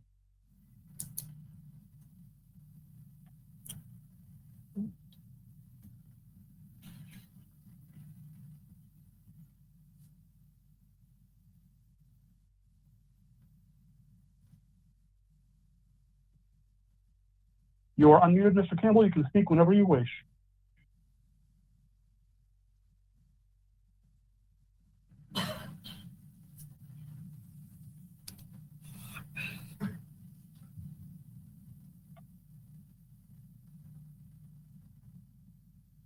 Move on, Daniel.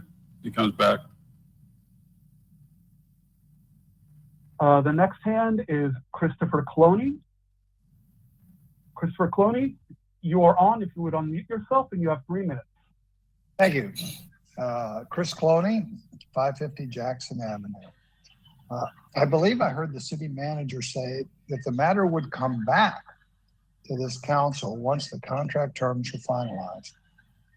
Well, that's not what item 9 says. It authorizes the city manager and the city attorney to complete the agreement and sign it for the city. So come on, I hope you all understand what the language of your consent agenda says.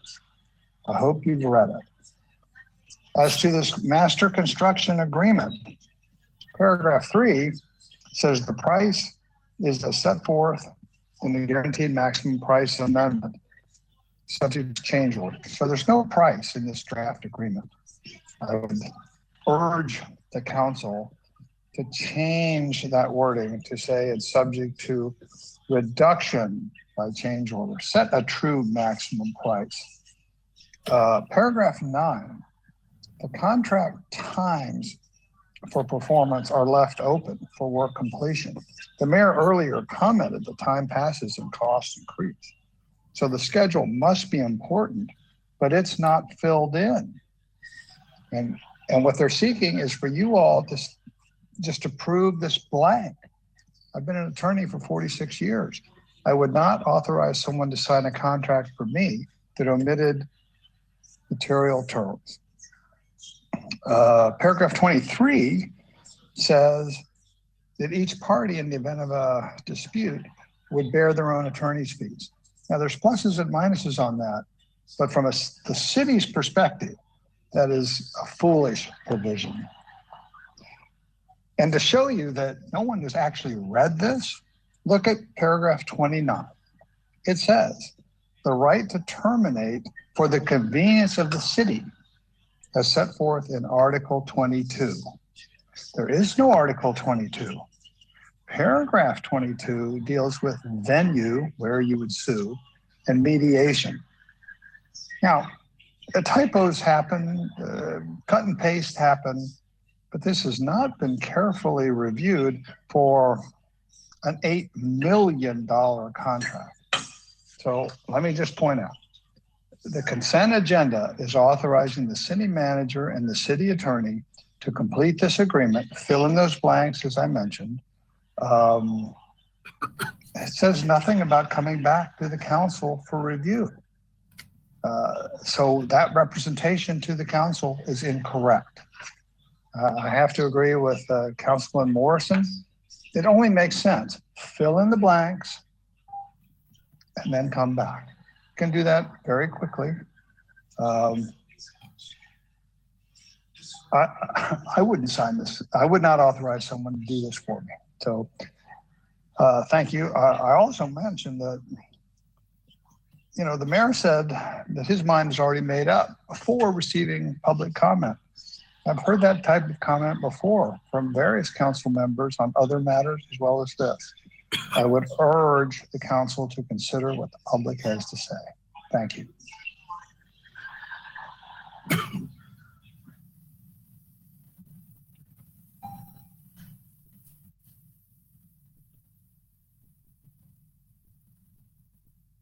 Daniel, do you have others? Yes, we have Andrea Shea King. Andrea, you have 3 minutes. You're live. Okay, thank you. Thank you very much. Good evening, everybody. My question has to do with the process that was used to request the bids for the multi-generational facility. And I'd like for you to explain step by step how you reached the recommendation that you're offering this evening. Now, maybe my question is a moot question at this point, because it seems that Attorney Cloney pointed out some things about this contract that deserve a lot of attention. One of which is, how did you publicize this to the public? How did we know what the other bids were? What was the process, step by step, how you reached this recommendation that you're offering this evening? And how much did the other submitted bids come in at? And that's my question. Mayor, perhaps John Zwick would like to talk about the process that we used to evaluate the different proposals and the bidders. No, we already heard of this. Architects RZK, John Zwick. The process was selected based on qualifications. The process was not selected on a price.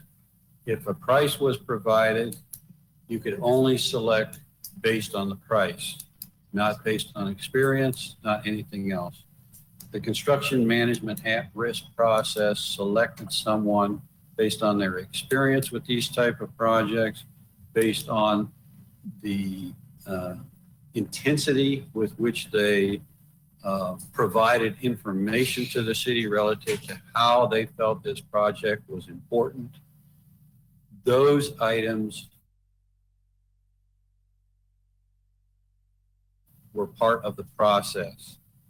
The process started with a submission advertised by the city for those interested in construction management at risk. There were 5 firms who submitted. They were shortlisted to 3 firms. 3 firms then made presentations. At those presentations, they showed us how they would provide a price, how they would, what steps they would go through to gather a price. They gave us an indication of what they thought the price would be, but we couldn't select on price, so that wasn't part of the criteria.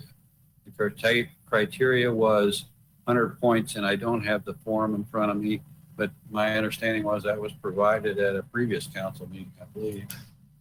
And I'm not sure. Is there something? I mean, the process was not as short as talking about it here tonight.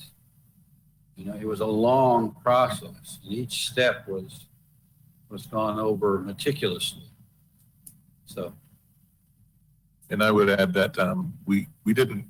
It's not traditional to do this, but we did ask them for a soft GMP early on. That's correct. And W&J, they are with the top 3 bidders who were asked to do that. W&J came in. Now this is initial soft GMP. They came in at 8.68. The next competitor, HJ High, came in at 8.94, and the third one, Wharton Smith, came in at 9.83. So not only was W&J the lowest, but they also had the most highly developed proposal.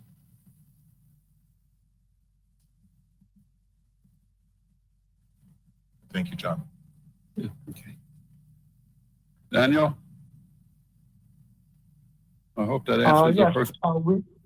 yes, we'll return to Mr. Pat Campbell. He has raised his hand again. Let's give this another try. Mr. Campbell, you have 3 minutes. You're live.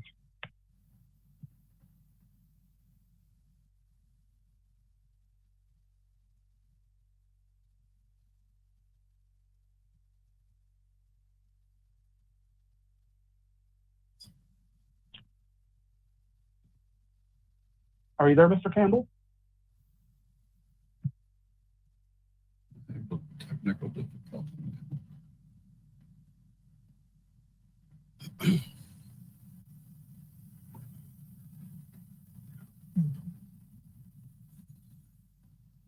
No response, Daniel? No, sir, no response. He is unmuted at this time, but I'm not hearing anything.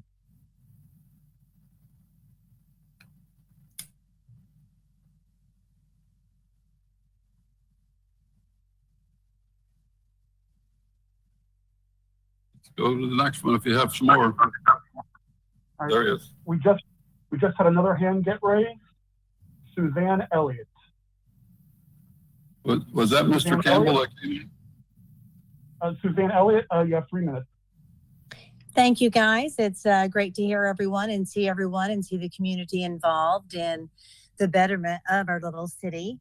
And I just want to, put some notice out there that it sounds like it's a major project that we have ahead of us and that it does need some more consideration, especially during a health crisis where everything's on hold. And considering what Attorney Cloney has said about the contract, it looks like we need to slow down, look at that, make sure we've got all our I's and T's crossed. And so also considering locally the YMCA and COCO, the Healthplex on Merritt Island, the other local gyms, our little Rocket Gym, all these things, summer camps were closed. I think we need to really look and consider the needs of the community as well as the safety of the community, knowing that, Cocoa Beach, some of the other communities, Satellite Beach, have been able to work on the safety of A1A, and we can learn from those communities because our whole city evolves around A1A, and I would like to see us really step up and look at some of the things that Wes and some of the other community members are saying during these meetings. So I don't know if there's really like a major hurry for this project, and can we just step back and really listen to everyone and come together as a community and strengthen and rebuild the community. Thank you.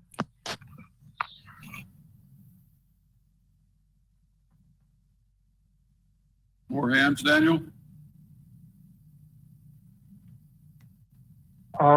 We will give a third try to Mr. Campbell. He has just raised his hand again. We will do another. If you're good with it, Mayor, I'll try again. Yes, sir. Do, please. All right, Mr. Campbell, you're live. You have 3 minutes.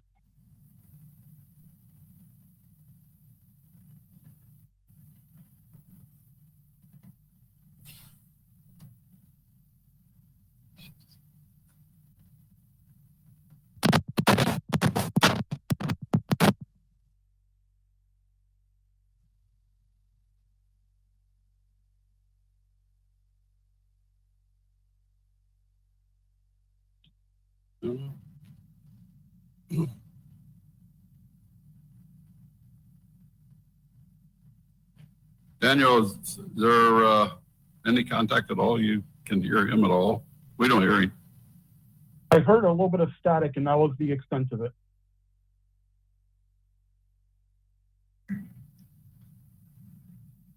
So maybe better next time.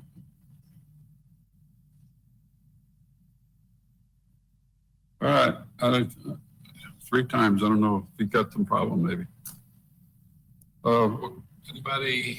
Anybody else out there at all? Any other hands? Any emails? Christopher Cloney has raised his hand to speak a second time. Council? All right, Council, go ahead. All right, Mr. Clooney, you're back on. You have 3 more minutes. Well, thank you. I appreciate that. Very briefly, would you ask the city attorney, what is Article 22 in the proposed contract, and how does it provide for termination for the convenience of the city, as stated in paragraph 29? Thank you. Mr. Garganese, do you want to respond or no?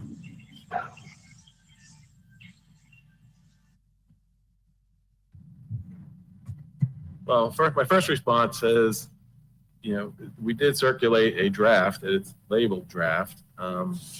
Article 22 may be just a typo, but the substance of, I think, the paragraph 29, it says, in addition to the city's right to terminate the agreement for convenience, the city also reserves the right to revoke and terminate this agreement for default. So the substantive intent of 29, paragraph 29, is to give the city the option to both terminate for convenience as well as default. So you might have picked up a typographical error, which I'll certainly go back and look at and address. Again, this just being a draft, which, there needs to be some fine tuning and tweaking, and certainly correction of any typographical errors would be part of the final effort to prepare the contract for execution. Thank you. Daniel? No more raised hands at this time, sir. Any emails that you have? I was not aware of any at this time for this particular item. No, sir. Okay, thank you. All right, Council, it's up back to us. We'll close public hearing.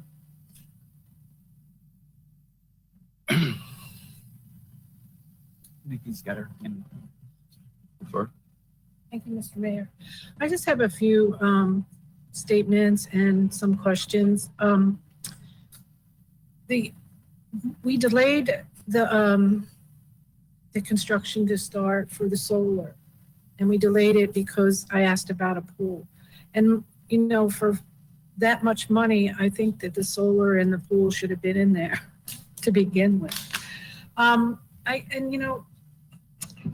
The people on the street, the people I talk to, say to me, what part of multi-generation is this facility?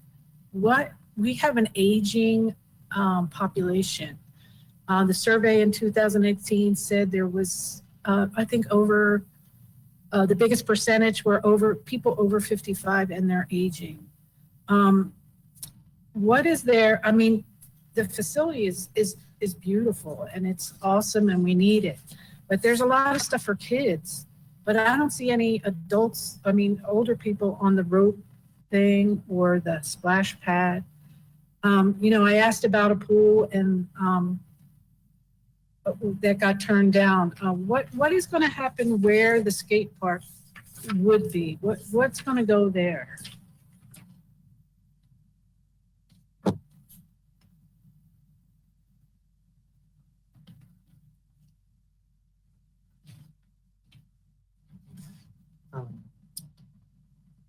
Not much can go there. Right at the time when this thing was being designed, the city installed an exfiltration system. Right. So that took precedent over anything ever being built over the softball and little league fields. Mm-hmm. No skate park can ever be built there. No ropes course, as was originally envisioned, could ever be built there.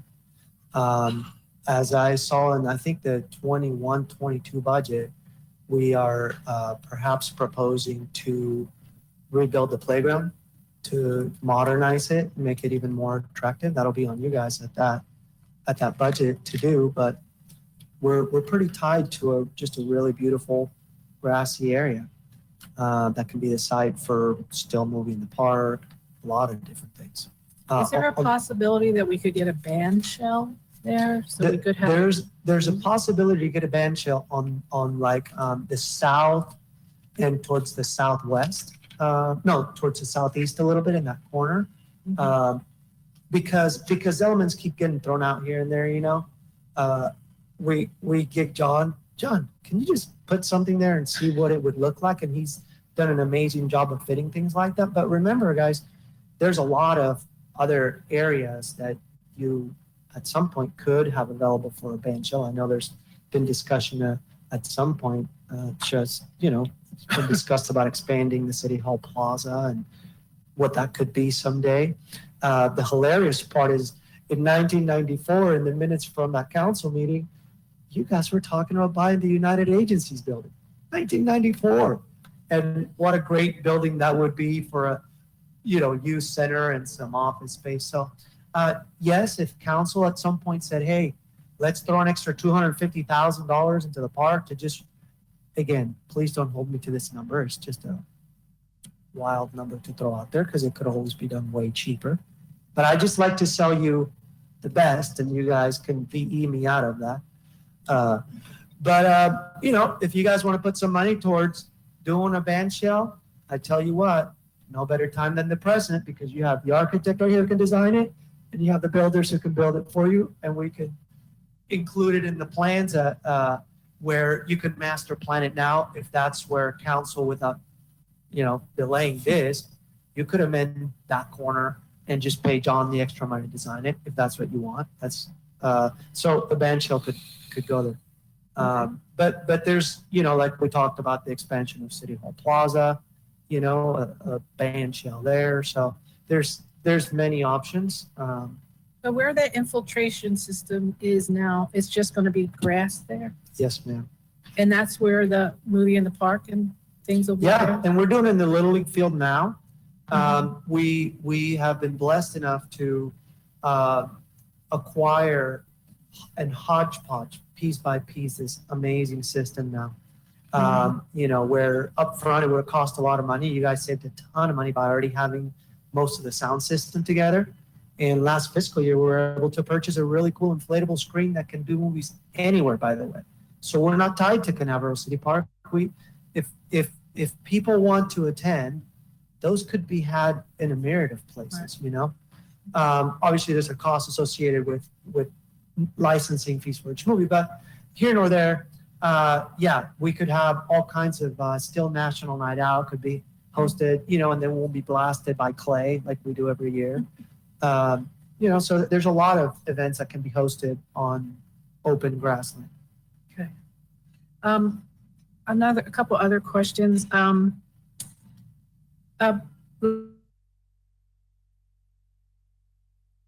Like I said, per our survey, our older generation, I could ask the designer, you don't see any spot that we could put a little pool for old people to exercise. We can't, there's no place on that. I mean, with taking this, I guess we could not put a pool over where the infiltration system is. That would not work. But no. I mean, I think it's important to people, and I've been talking to people, and they're like, "What? It's called a multi-generation facility, but what is there for 55 and over people to do at this multi-generation center?" And that's concerning. That's one of my questions. Mickey, programmatically, that's on me to schedule activities for adults. And what I will tell you, the number one reason Silver Sneakers is not in Cape Canaveral is because we don't have a facility for it. So that's the first partnership that we would seek is Silver Sneakers, where they have a big group of seniors that like to exercise, but they have certain parameters of the facility they need. The beauty of Silver Sneakers, and we're just talking about that, because you know, I could sit here and take everybody's time and put you to sleep when it comes to programming of the facility. Right. But I can guarantee you, there's this sport that, depending on who you talk to, they call it the biggest growing sport in the USA, and it's pickleball, right? All you have to do is come to us. And by the way, pickleball, I'll be honest with you, it fills the rec center at Satellite Beach, okay? Because guess what? After 9:30 a.m., good luck being outside playing, okay? So we're going to have another multipurpose room like the one we have here for added classes. So programmatically, here's how I kind of envision the facility. Up until 2:33, it's pretty much all seniors using the facility because we're going to have a room that could be used by PAL, for example, in the afternoon, right? But who's to say that seniors don't want to use a pool table inside of there? Who's to say seniors don't want to use that kind of game room area? Just for sitting, we're going to have a room upstairs. By the way, we have a small bridge group, but you're talking about groups that want to meet for course practices. I mean, you're going to have a small banquet room up there, similar to the one that's the kitchen here for City Hall, that you're going to have available for groups to use and rent and whatever they want to do. So our intent is to aggressively target and market the facility for service industry folks, because you might have a little workout room up there. So during the day, they work at night during the day, but also seniors, because a lot of seniors just even walking around the track, I can guarantee you during the day, 90% of that use is going to be seniors. Another question is, the softball leagues and the adult kickball leagues, will they now be moved to the other baseball? Yeah, I'll address, you asked about two different sports. I'll address softball. We haven't had a softball league for about almost 2 years now. The issue with softball is it became so competitive that you had teams, travel teams, that were playing every night. So Cape Canaveral happened to be their Thursday night. If you remember, we had huge nets erected because it was their point to hit it as high and as far as they could, regardless of the consequences. And I had to deal with those neighbors. And so anyways, at what point these leagues, despite what we did, became so unruly that we said no more softball. We did try, however, to come up with a really cool Chicago-style softball game, okay? And you guys can look that up. It's the most popular way to play softball in, obviously, Chicago, Illinois, that whole area. It's played with a ball that is bigger, and the more you hit it, the softer it gets. So it's very less travel, we tried advertising it, getting people to play it. We even set up some free games for folks. Didn't happen.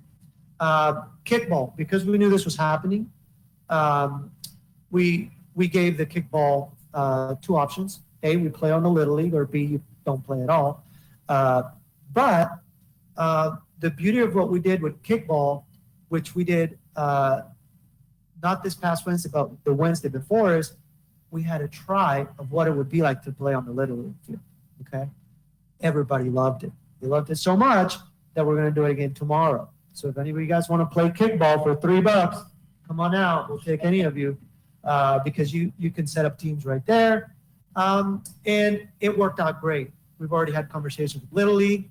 The night we want to have adult kickball, they don't have practices and games or anything like that. So the beauty of what's going on here is that programming is fluid. So we will make adjustments as needed. But the only one promise I can give you about tonight is if I have that facility, I'm going to aggressively work to market and program the heck out of it, just like I do the Nancy Answer Operation Conference. Okay, just a couple other things. Joel, who is part of the Space Coast Little League that are doing a fantastic job. There's lots of kids out there. Is there going to be an outside bathroom for them? So if they're playing, and the big facility is closed down because of some pandemic? 100%. There's going to be look, the first thing that was designed in this thing was the inconvenience to people. So as we go through the Gantt chart, which is, that's jargon, the schedule of construction, okay? One of the first items that gets addressed there is the infrastructure to put a bathroom that comes already built. This thing is a bunker. Indian Harbor Beach has them. These things are solid. They come built. All W&J has to do is prep the area, and the company they're dealing with comes and drops it. That's the very first thing.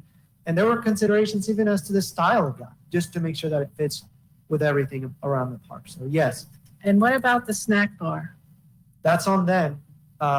right now, obviously that thing they're using for a concession stand, I'll be honest, I don't know if you guys even, I mean, that, oh, Yeah, it's awful, but I think yeah, that yeah. we. So, they've talked about doing things, but honestly, and I don't know about their games, because their games are not like, I mean, the reality of what we're dealing with Little League, it's not like you're dealing with, like a league like Satellite Beach or Vieira that has like 30 teams playing on one day. That's not what's happening. We have a couple teams, they practice, they play a game here and there, and they have a good facility for that. We've talked about the option of them erecting a tent right next to right underneath the scorer booth, that two-story building. They have a room right there. Right. Well, I just think, for the amount of money we're spending and we're trying to build this facility for children, there would be, for the snack bar to be there would be, you could use it for a movie in the park. You could, as it grows and more things are added, like you do for the Friday Fest, where you let nonprofit people come in and run the beer stand. If we had a real snack bar, wouldn't that also work there? As well as, I just think we got to think about the future, and maybe the Space Coast Little League will evolve into something really big. And are we going to have to spend $1 million down the road to? I'm just saying. Again, if you want, there's no room for another building.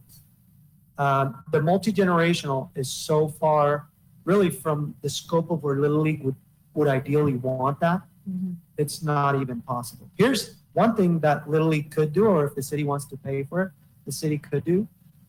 In the existing dugout, big square could be cut in there in the existing Brent. Well, actually, it's painted now, right?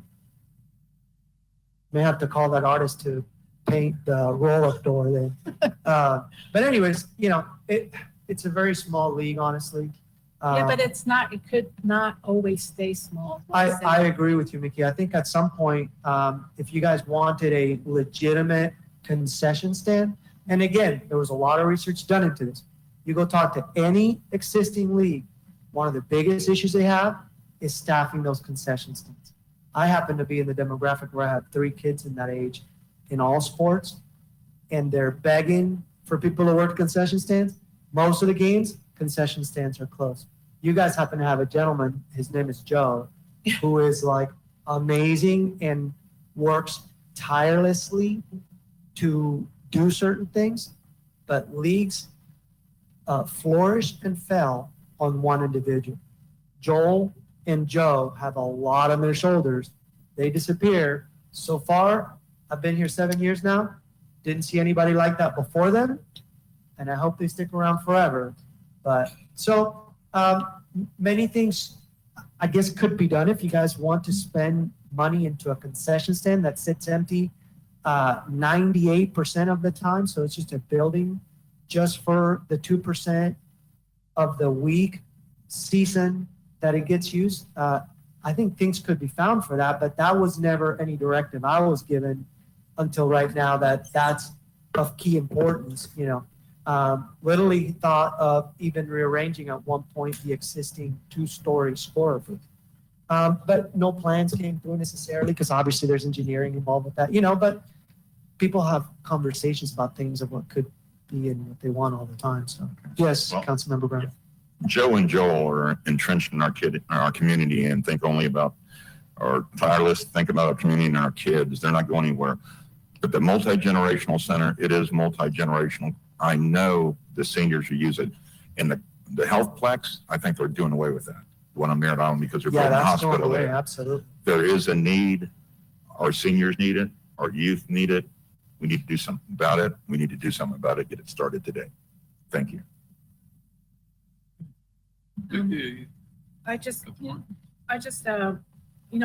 My concerns are, like one speaker said, with the COVID and how things have been shut down forever. That's scary, and this is a huge building. City Hall's been shut down for months. Your department's been shut down for months. It's just really scary. And like the making the footprint a little smaller appeals to me. trying to stay within the money, the budget. And then also what Councilman Morris said about bringing the contract back. I think that's really important for us not to sign a blank contract. Agree on what we want and then have it come back, even if we have to come in to sign it or look at it. And then the only other thing is on the value engineering, the seats outside. Do we have to get rid of them? But, the ones that face the baseball, I think that was really neat the way it was like that, but that's part of what's disappearing, right? The question is, I mean, what do we need? Or, we as staff are doing the best we can to bring this in as close to what the city can afford. Right. When you talk about the size of facilities, I'll be honest with you. I was a special projects coordinator for Brevard County Parks and Recreation when they were building a lot of their 2007 referendum projects. This was a building that I believe John Swick designed, right? You guys designed those 18,000 square foot community centers. And I tell you, in Melbourne Beach, when they were going to build the South Beach Community Center, cops had to be called because people were like, well, we don't need this 18,000 square foot. Let's build a 10,000 and redesign it. John, were you at any of those meetings in Melbourne Beach at the library? Anyways, so here was the end result. They ended up with their 18,000 square foot community center. And Doug Flutie goes and shoots hoops down there. Okay. And here's what I'll guarantee you. You're going to have 100 times the use that building has in Florida and a beach. But everybody who lives around there and anybody in the county that wants to use that building, it's there for them to recreate and get healthier. And the professional advice I'll give you from it, the little I can give you from a recreation standpoint, because that's, the number one advice that's always been given is build as big as you can up front, because once you have a building, you're stuck with it. So, this thing offers everything today's residents will need. As the city continues to grow, which, you can say will or won't, I don't know that. But this thing will serve the city for many years at the size that it's being proposed. Okay, thank you. So. Good. Ready to move forward. Yep. Mr. Mayor, my final comments are, we've heard a lot of passion. We heard from staff, we heard from residents. I've got an 11-year-old daughter, and tonight's vote is about approving the construction agreement. That's really it. I'm talking about hours of operation and all of this. We've went back and forth on all these questions on the budget. Can we afford it? Should we do it? Will anyone use it? And you all know where I stand. I'm not going to go down that path today. I do think that we should build something. Absolutely, we should build something. I never thought $6.2 million was the right number. That's a healthy debate. That's not a bad thing. I'm just saying it started at 1 million. Maybe it doubles to 2 or 3 or 6.2 or 8.5. When's it going to stop? And so today, what I'm trying to do is, stay consistent with the fact that okay, we were at 6.2, we jumped. That's what's really before us today. It's a price increase. Sounds like this council is okay with increasing the price, not willing to reduce the footprint. And, when we talk about operations costs that were brought up earlier, it is relevant. The capital improvement plan, it says like $3,000 in there per year. I think what Gustavo said is what I remember, the 50 or 60,000. That does make sense from a previous one. But I just want to check that. We're going to get in the budget tonight. That seems to be an issue, unless I'm reading it wrong. But before we get into, how we're going to use it and all of these things, that certainly matters with how you design it. I do trust staff and the team that we've got to build a fantastic facility. I think it's going to be awesome. Gustavo's done this before. Our ZK's on team. We got it full alignment. I just think it's too much money. That's it. And then, so if we say, hey, go from 6 to 8 million, well, that's an opportunity cost. that extra 1.5, whatever it is, extra money can be used in other areas. And unless this council believes that this is the number one priority. So let's say I'm for 6.2 million, say that, hypothetical. We all know I was not, I was for half that price. But there are, if we were to rank the priorities, I don't think multi-generational facility would be number one on this council. I think A1A would fall number one. I think blight would fall up high. We have, we all agree. And that's just not our opinion. The 2018 survey showed that. So when I come back tonight, I'm not attacking this project. I'm just saying that's a big jump. I don't feel that that's responsible. And then we get defensive and we say, oh, we're in great financial shape. No, it's not about being in great financial shape. The problem is A1A still isn't safe. We might be in good financial health, but until A1A is safe, we're not there, right? We might have a bunch of money in the bank, but when sidewalks aren't finished, we're not there. When the vision's not fulfilled, we're not there. When things that I hear when I'm talking to the community about rundown, tired properties, blighted, we got this CRA that is used to fund that. And now it's going to be handcuffed largely to this project to service the debt for 20 years and one property opposed to the entire parcel of this community. That's not right.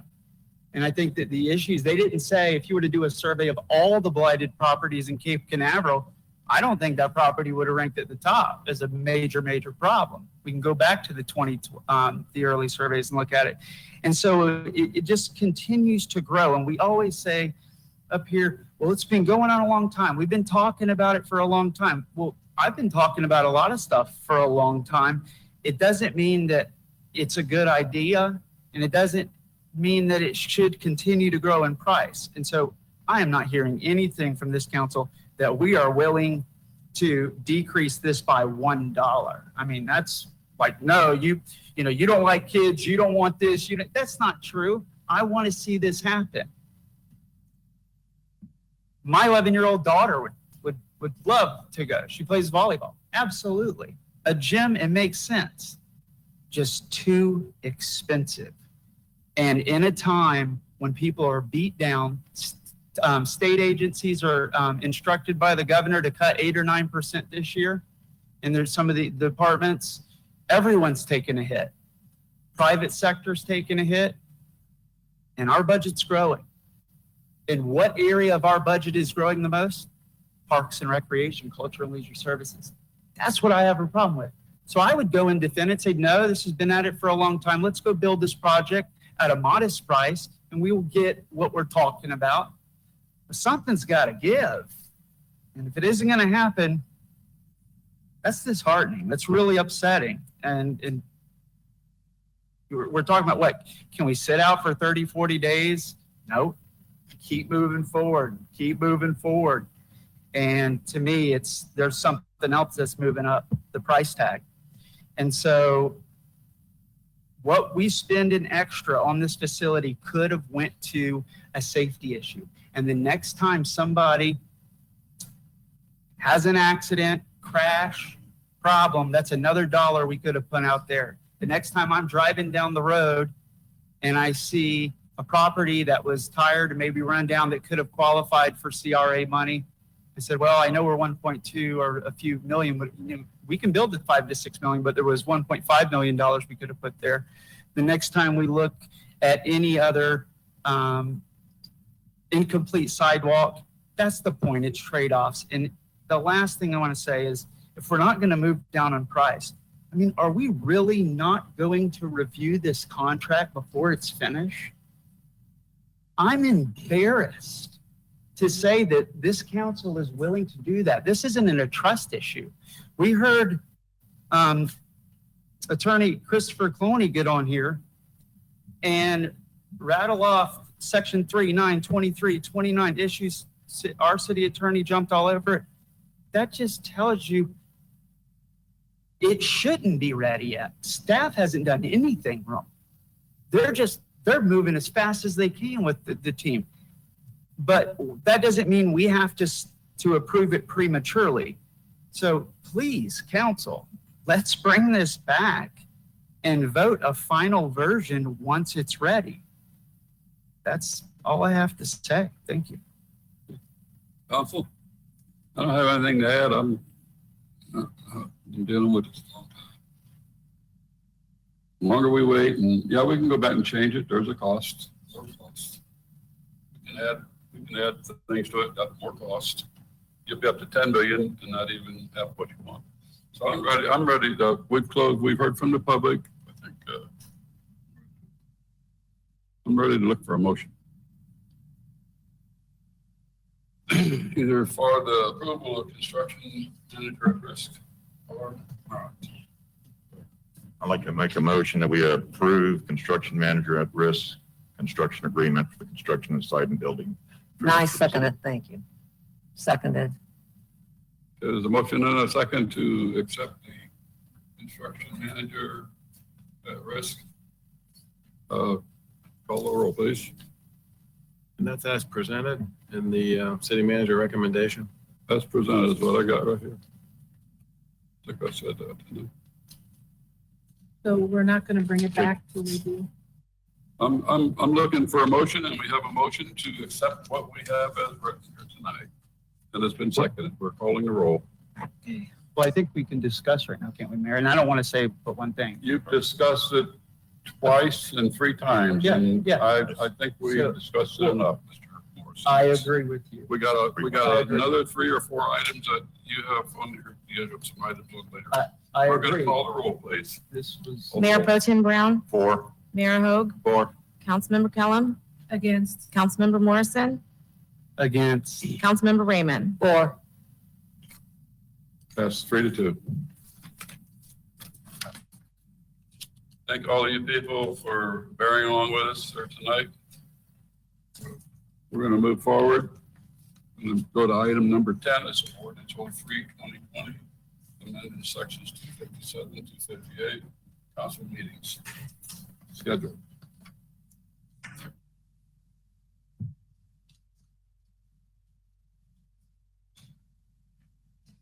But they want to lead this or? Hold on one second. I hit the wrong screen and I lost. I got a first reading. I lost the agenda. Sorry about that. Okay, the ordinance 03-2020, an ordinance of the City Council of the City of Cape Canaveral, Brevard County, Florida, amending section 2-57 and 2-58 regarding scheduling meetings, council meetings, providing a conforming amendment to section 18-1 related to the definition of civil emergencies, providing for the repeal of prior inconsistent ordinances and resolutions, incorporation into the code, severability, and an effective date. This is first reading of this ordinance. One of the previous council meetings, a couple of issues came up regarding scheduling special meetings. One comment in particular was city managers, ability to initiate a special meeting. There was also some discussion regarding how this all ties into emergencies on Chapter 18. And there was some discussion about what is an emergency under Chapter 18 relative to scheduling emergency meetings. And there was discussions about, well, it doesn't address pandemic. Based on those comments, the city manager, city clerk, myself, and some other members of staff went back and looked at 2-57 regarding this initiation of special and emergency meetings. Also looked at Chapter 18 with respect to a conforming amendment regarding the definition of civil emergency. Generally with respect to the definition of civil emergency, it hadn't been really updated in quite some time. Not only did we address outbreaks of disease, including pandemics, plagues, et cetera, we added some additional proposed language relative to declarations of civil emergency under Chapter 18. Going back to 2-57 of the city code, there's a provision in there about how those special meetings of the city council are initiated.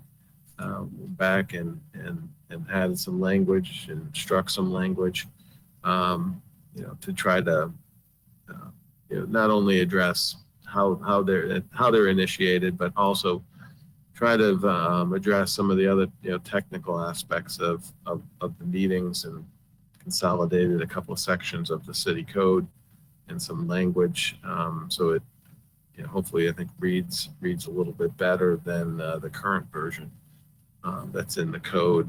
Keeping in mind, 2-57 comes up, at least has come up pretty frequently in the last couple of years about initiating meetings. We're trying to propose language that hopefully is easy to understand, and how this process about initiating special and emergency meetings get accomplished. So I'd be happy to answer any specific questions you have regarding the language. Mr. Mayor. I just have one, and it's probably in here, but I read through it a couple of times. When we have to declare an emergency like we did for the pandemic, so now the city manager can do that, and we can have a meeting. If we can't come to the city hall, it could be done virtually to declare a state of emergency. Is that right? If it's authorized by law, yes. Okay. Right.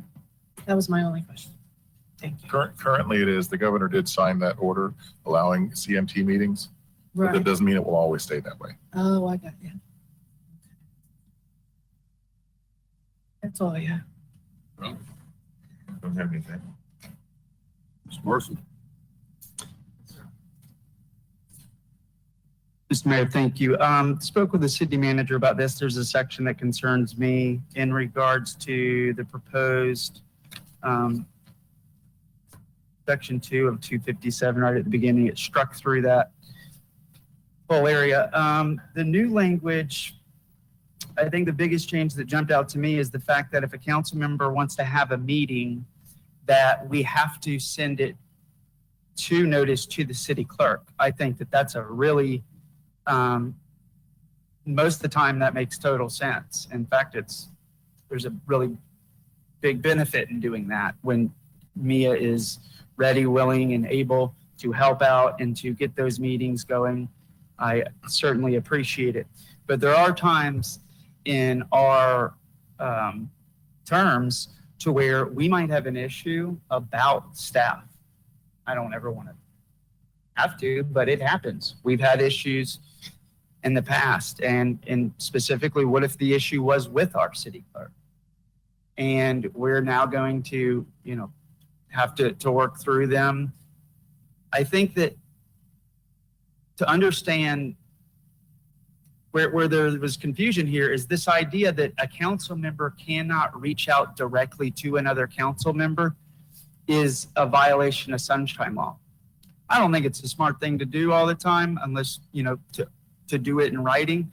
But from my understanding and talking with our city attorney, that is not a violation of sunshine law. I can call any one of you. I can email any one of you for scheduling purposes only and say, Mayor Pro Tem Brown, would you like to meet at 10 o'clock a.m. next Tuesday to discuss fill in the blank with the subject line? What I can't do is put anything substantive in there, obviously showing a position on where I am and things like that. But just to simply say date, time, location, and subject, Florida law allows us to do that. And we can, that's there, I think, for a reason, so that I can have the liberty to use that when needed. I will not use it unless it's a situation. And what I don't want to do in this here is pin ourselves out of that opportunity. There might be something very serious that we all need to meet, and we need to have the ability to meet as a council. And I'll call every one of you. I can't think of it and go, Councilman Raymond, we got to meet. Here's what's going on. Staff may not need to be a part of that. Now we know what else we got to do. We got to publicly advertise it. We got to call me. We got to Don't bother to call me. I'm just telling you. I don't want to be part of I'm that. telling you what we're allowed to do. You can be allowed to do it, but don't call me. So- I don't want to be part of that. because Okay, it's just don't respond. always If people I out there. feel that I want to call you, it's good to know now, but you don't have to You don't respond. call me. I hope we don't get to that, but I think. We've never been there. In all my 24 years, we've never had the problem. Okay. We've always had the city Let me- manager or we had the clerk, no problem. Sure. And But let me I know finish that this, there's Mayor. periods of time when, Mayor, can I when, finish? well, you're going off onto something that I think is kind of muddy water. Well, that's It's your muddy opinion. water. No, it's not my opinion because it's happened before. Okay. You talk to me at somebody's always, well, what are they talking about? What? How do I know that you just mentioned to Mr. You don't. Maloney that it was just the meeting schedule? I'm You not- didn't discuss the I'm item? not going down that. No, I that's- understand the That optics. always leaves that question. I go through my annual I'm just training. telling like you, we all go do. ahead. I understand the optics of it. Finish your thing, but What is- don't call me if you're gonna decide to get it. If you get it, don't just call me. Thank you for letting me know. I don't, have I ever called you to schedule a meeting? No. No, Do I because you- plan on it? No. No, you just And- found out you can do it. Okay, that's fine. But the point is that cities have the ability, counties, municipal governments for those reasons. And this process, the way it was written, was, I think, the best way. And the other thing is, when we had that special council meeting, we put staff under a lot of pressure in a very unreasonable time. And I did not like this ordinance requiring the 24 hours. That was uncomfortable for everyone. And I didn't think it was very realistic for staff to have to stop everything you're doing and to get something turned out in 24 hours. And so that I am in support of changing. But I think it's not wise to take out that we now have to go through the city clerk, because there are circumstances when it's there. And that's why it wasn't. If the state felt that way, they would have put that in there about sunshine law. It wasn't there. And we need to, I think, be cognizant of it and realize that majority of the time we're going to reach out and work that process like I always have. But you can give me, your opinion, I'll give you mine. We can disagree, but I've spoke to our city attorney about this, and I've looked at sunshine law, and I am not in support of us doing that to ourselves or any other future legislative body that sits up here. So those are my concerns. Thank you. Ms. Raymond? I don't have anything. Thank you. I would like to hear Anthony. What? What? Well, we had the brief discussion about that, and it's in the context of city council members sending a correspondence requesting a meeting, a special meeting.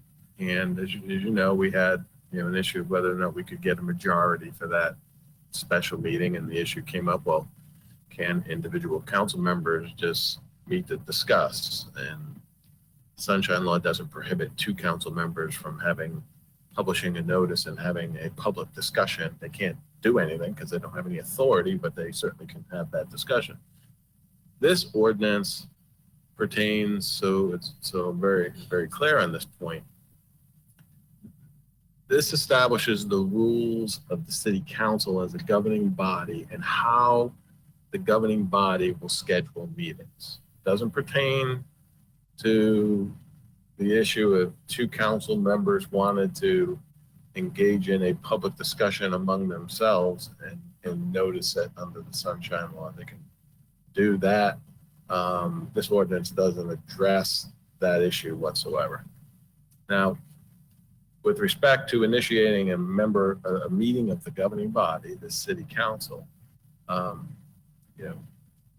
if a council member wants to initiate a special meeting, the safest course of action, the most conservative course of action, is to go directly through the clerk's office or through the manager's office.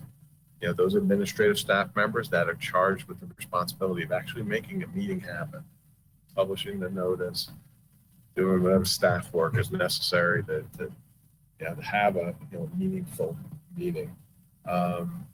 if a council member were to try to initiate that meeting with the whole governing body, the recommendation that I would make if you went down that route is if a council member directly sends the communication to the other council members, I would advise the other council members just to say yay or nay and not say anything else regarding the special meeting request.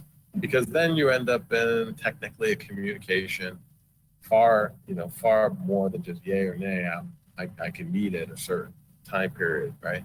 And I wouldn't go down that. I would recommend that you wouldn't go down that specific route. So that's the context of that particular issue that the councilman is raising. But again, if you think that initiating council members initiating a meeting, should be the clerk or the city manager to provide options. If that makes you more comfortable, we certainly can add that. Well, I'm not charged with the administrative function of actually having to notice a meeting. Again, that's not my role, but certainly you could add another option in there for the city manager. If that makes you comfortable. I have no issue with it staying like it is. I don't foresee having an issue or what if involving the city clerk. I don't like the idea of having to contact another council member to discuss a possible meeting. That's me. I'd like to leave it like it is and go through the city clerk. I think we're just adding trouble when people this day and time are looking for sunshine violations. I'd rather just leave it like it is.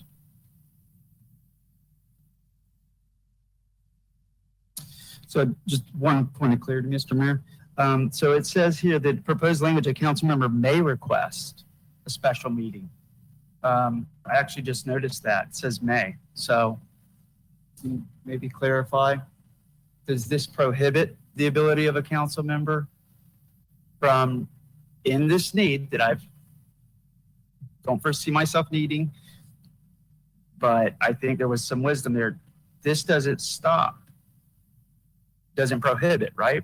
If you mind, Mr. Mayor, I'd ask the attorney's opinion. I take it as it's giving you the authority or the option. The option. If you want a clarification from the attorney on this, yes, you can ask. Mr. Attorney, would you clarify that word may? May request that doesn't prohibit. It's not intended to prohibit a council member from the right to request a special meeting. So it is an option. Both 1 and 2 are options. One says the word can, one says the word may. I think it implies that they're optional. Either method. I mean, I could put shall on there because I just under the city manager, I think I may have used the word shall, so just to be consistent. If a council member wants to initiate a meeting, a council member shall request a special meeting by. I mean, I'm fine with changing that to shall. No, I'm actually real. I mean, I wanted to. I'm happy with it saying may. Okay. Yeah, because then, yep. Doesn't deny you the right. Thank you for clarifying. Ms. Raymond, do you have anything? I'm happy with the way it is, in my opinion. I didn't have a problem with it the way it was.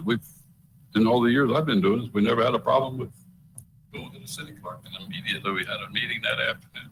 Notice out to us that it was ready to set. So I don't know why we're changing it. It's up to you guys. You want to change it? The city manager. I think. This is a request of a council person. So Anthony, let me get this straight. Operating for years. Is it okay if I address? Sure, go ahead. So if, say for instance, Mia does something that we don't like, I would not be able to write an email to the rest of the council and say, hey, we need to meet. Without it going through, would it have to go to, like you said, either or clerk or the city manager? You know what I'm saying? I mean, you said you wouldn't recommend it, us meeting, talking to each other or emailing each other. But what if something like that happened? What if there was an issue with the clerk? The city manager with it. Well, City. If you have I an mean, issue, does if it you say- have an issue with the city clerk, under the city charter, the city clerk works, under the city manager. Oh, I would, okay. from that issue, you would go to the city manager to discuss it. And if there's an issue, that needs to be addressed by the city council, if the manager can request that the council deal with the issue. Now, you also keep in mind that, and I think people lose sight of this point, that the city council as a governing body can request a special or emergency meeting whenever you guys are in session. And you all have the ability to have reports during your meeting. You can add items to the city council agenda. And why not bring up a request for a special or emergency meeting when you're in session? Gotcha. Okay. Good thought. Good point. I'm good. Move forward with it if you want. Well, I'm happy to make a motion if you're ready. Mr. Mayor. Go ahead. sir. Okay, I move that we pass ordinance number 03-2020 as written. I'll second it. Okay, we have a motion by Mr. Morrison and a second by Ms. Kellum. Pass ordinance number 03-2020 as written.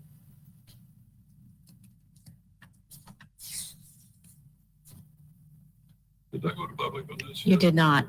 Not yet? I'm sorry. Daniel, we don't have any cards on it here, so. Daniel, do you have anybody that wants to talk about this out there? No hands raised at this time, sir. Okay. Thank you. No emails either? No, sir. No emails I'm aware of. No, sir. Thank you. We'll close public. Come back to the dais for the motion that's been called and seconded. We'll call the question, please. Excuse me, I lost my page. There we go. Mayor Pro Tem Brown, 4. Mayor Hogue, 4. Councilmember Kellum, 4. Councilmember Morrison, 4. Councilmember Raymond. 4. Okay, item number 11A is the adoption of the final millage rate. Mr. Garganese. Okay, this is resolution 2020-22, a resolution of the city of Cape Canaveral, Brevard County, Florida, adopting a final millage rate for the levy of ad valorem taxes for fiscal year 2020, 2021 on all taxable property located within the city of Cape Canaveral, Brevard County, Florida, providing an effective date. Mr. Mayor. We all know what it is. We've had it, looked at it last meeting. You've had it all weekend to chew on it. I hope everybody's talked to the city manager. That's your time that allocated to you.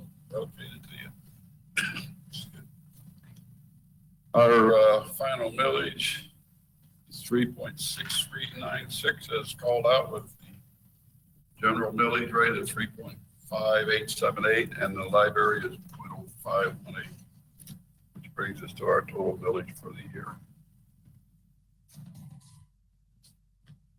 Down there on the bottom, it shows you the financial impact of the millage rate. Provides a property tax of $4.8 million, $535,000. Anybody want to discuss it or talk about what you have before you? Mr. Mayor, my one statement is after the first time, I'm still the same. I think we could have given a tax decrease that was meaningful. I was willing to go more than what I proposed, but because we weren't willing to do that, I knew there wasn't a chance there. No more needs to be said, but I think we can keep trying to lower taxes every year. That's the right trend. And last year we got to go below rollback in pretty much every other year other than one in there. And so this was the year to do it out of all the years, especially with COVID. And It's unfortunate we couldn't. So thank you. Well, that's true. I would have loved it gone below rollback. I listened very intently to our budget personnel. I didn't see that option was very bright. That lit my light bulb up. I would have liked to see that too, but it's just, we're all operating pretty close at the moment.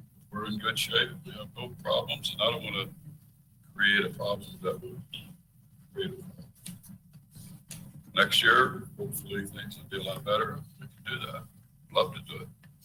In fact, I wrote one time, really shocked everybody, but it happened. Anybody got any comment on what we're doing here? Good. For a motion. Public. Daniel, do we have anybody out there?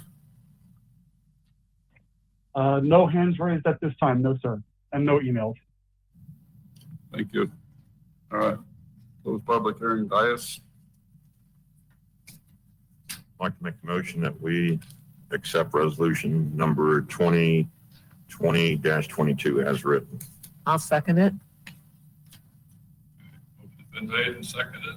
Call the roll, please. Mayor Pro Tem Brown, 4. Mayor Hogue, 4. Councilmember Kellum, 4. Councilmember Morrison, Against. Councilmember Raymond. 4. Motion passes 4-1.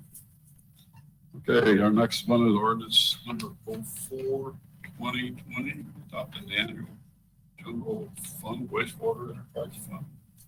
Second reading, Mr. Duncan Neeson. Ordinance 04-2020, an ordinance of the city of Cape Canaveral, Brevard County, Florida, adopting the annual general fund, wastewater enterprise fund, stormwater enterprise fund, enterprise capital fund, special revenue funds, capital project funds, and agency fund budgets for the fiscal year beginning October 1, 2020 and ending September 30, 2021, providing an effective date. This also is the final public hearing on the annual budget. Mayor. Thank you, sir. Council? Mr. Mayor, if you don't Yes, mind, sir. just got a question. I noticed that today our budget policy requires operating and maintenance costs to be put in for facilities. And, I don't want to go long with it tonight. And this is the CIP and some of this stuff is far out. But I was just kind of scrolling through where we had a facility. And there was a couple of, I think there was one at least that was incomplete, but I just questioned the amount. Like if we go to, let me see if I can find multi-generational facility, just because that's the first one, the easiest one to get to. It's in the CRA. Let me see, get the number there. Try to help you out. Oh.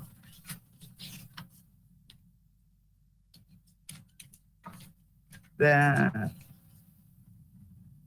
What page is that? If somebody gets the page number before me, help me out, please. 65. Thank you, John. See you right? Yes. Oh.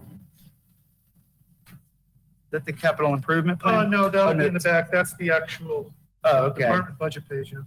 Got it. That would be It's in the on, early 100s. go to page 126. Thank you. 126 heard. So, yes, estimated annual operating and maintenance costs for, let's see here, the multi-generational facility, outdoor restrooms, playground renovations. I don't know if the splash pad's in there, skate park is in there. $3,000. I don't understand that number. And I was hoping to get some clarity on that. And then on the next page, same thing, City Promenade, that one's $3,000. I think as Gustavo said, I thought it remember being like 60 or 150, 60,000 or 150,000. Those two numbers are popping up in my head for some reason. Councilmember Morrison. Councilmember Morrison. Yes. Yeah, I believe, a couple years ago when we had this in there, that 70,000 resonated for the maintenance cost that was also including, like Gustavo had elaborated on, not just like, supplies or whatever, but maybe possibly the extra personnel or temps, part-time people they would hire. I think you were rolling all that in there.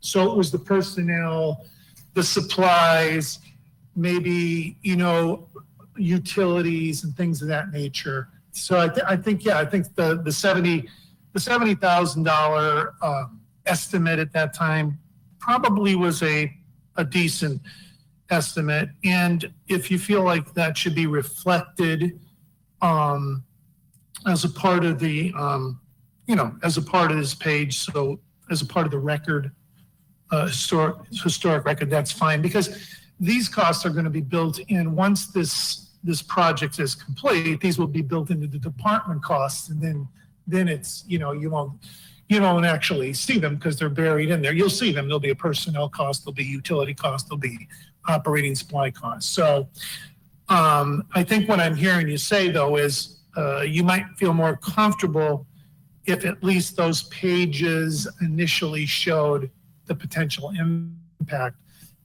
the operating maintenance costs, which we're at the 11th hour, of course. But I mean, I could have staff update those numbers in the morning if if the council so wishes. But I don't think it's, a game changer or anything like that. It's just would show that, and what is building these projects coming up in this year, it probably has no real relevance, as opposed to somebody looking back and saying, referring back to this budget and saying, oh, that was only $3,000, when we know, in fact, that after this next year's budget, we will show what other people we have to hire, and the utility costs will be increased maybe, and the operating supplies. So if there's any relevance to it, that's council's call. Yep, Mr. Mayor, just if I may reply. So yeah, I mean, I just didn't know how we came up with $3,000. I think it's going to be much higher. I mean, the electric bills, and this isn't a request from Wes. I mean, the budget policy does, that we have in our ordinances, say that the capital improvement plan shall put operation and maintenance costs and facilities. And so it is I understand it will be absorbed into the budget and the department funds that are relevant. But when we're talking about looking forward over the next 5 years, and you look at these facilities, that question does come up to citizens. It's like, well, how much is the O&M going to be? I remember them asking on City Hall. They're asking it now. What, splash pads, water bills for that. And then things like, the solar array for the Brevard County Sheriff's Office that's in there a few years out. That's something else. Just, technically those are called solar facilities. They're a little power generation plant. And somebody's got to maintain that and check on it, make sure everything's working on an annual basis. And so you may want to consider putting that in. And the last request is, I get it. I don't think that you need to do anything overnight, John, in my opinion, unless council really wants that. But the number just seemed inaccurate. And I think that lent itself more to operating supplies rather than the additional personnel cost and whatever. I agree with you. Okay. Yeah. Yeah. That was more operating supplies. So just from a budgeting standpoint, when we're doing a lot of facility type capital improvement projects, it's kind of hard to see right now when I look at this budget, what the cash flow, the projected annual cost of those are. They're not really factored into the bottom line. And so, if we build 5 new facilities, well, that's going to increase O&M costs. Just say if it's $50,000 a facility, that's $250,000 that we need to be thinking about as a council that's going to be with that facility for the next 20 to 30 years. And so that's what it's kind of difficult to see that. The budget does call for it over the year. Maybe we'll get a little bit more comprehensive with that. And so that was all I had on that. Thank you, Mr. Mayor. Sure. Good. Anybody else? I just had a question for John. The $86,853 for gym equipment, that was on the, where is that figured into what you're saying, the operating costs down the road? It was in the, for the multi-gen center, it was in that we're gonna spend that much money on gym equipment. Gustavo, could you kind of allude on that? Where did you see the 86? It's just, It's in the pages of the multi-gen center. oh, okay. It said, oh, I can't find it right now, but it What's said the page number? $85,853 on gym equipment. I think that's where she's at. Yeah, So I think what Mickey's asking is, preliminary cost estimates. I think what Mickey's asking is do those costs, are they rolled into the cost of the construction project, or are they additional like furnishings and what have you? exactly. Yeah. So that wouldn't be rolled in. Right. Yeah. And Gustavo could probably tell you just a few items, not all of them, but just give an example of a few items that will go into the multi-generational center that aren't that included. have to be. Well, I mean, you're gonna have to Well, where purchase. does that money come from, the 86,800? What page are you on, Councilmember Kellum, if you don't mind? Mr. It's in the sample preliminary cost estimate of the multi-gen. That would be in our infrastructure maintenance with buildings and grounds and what have you. And we would build that number up. And additionally, go ahead, operating Well, supplies. let's just talk about gym equipment. There's several ways to acquire it, obviously. That will be part of a capital purchasing. Now, every manufacturer has federal and state bids that you can piggyback off of for purchasing equipment, and they have facility designers that'll give you a full proposal of the gym laid out. That's where some of those figures came from. But yeah, you're gonna have to buy gym equipment, if you want it up there. I mean, again, from a programming standpoint, I think that's still to be determined by you. So you guys could later say, we don't want to buy anything for this thing and don't open it. I mean, there's still a lot of roadblocks that could come between now and then. But yeah, gym equipment, basketballs, ball carts, floor covering, gym divider, that's all still part of a. Many of those would be just under normal operating Yeah, expenditures, absolutely. unless the Yeah. costs are more than $20,000 or something like Right. that. Yeah. So.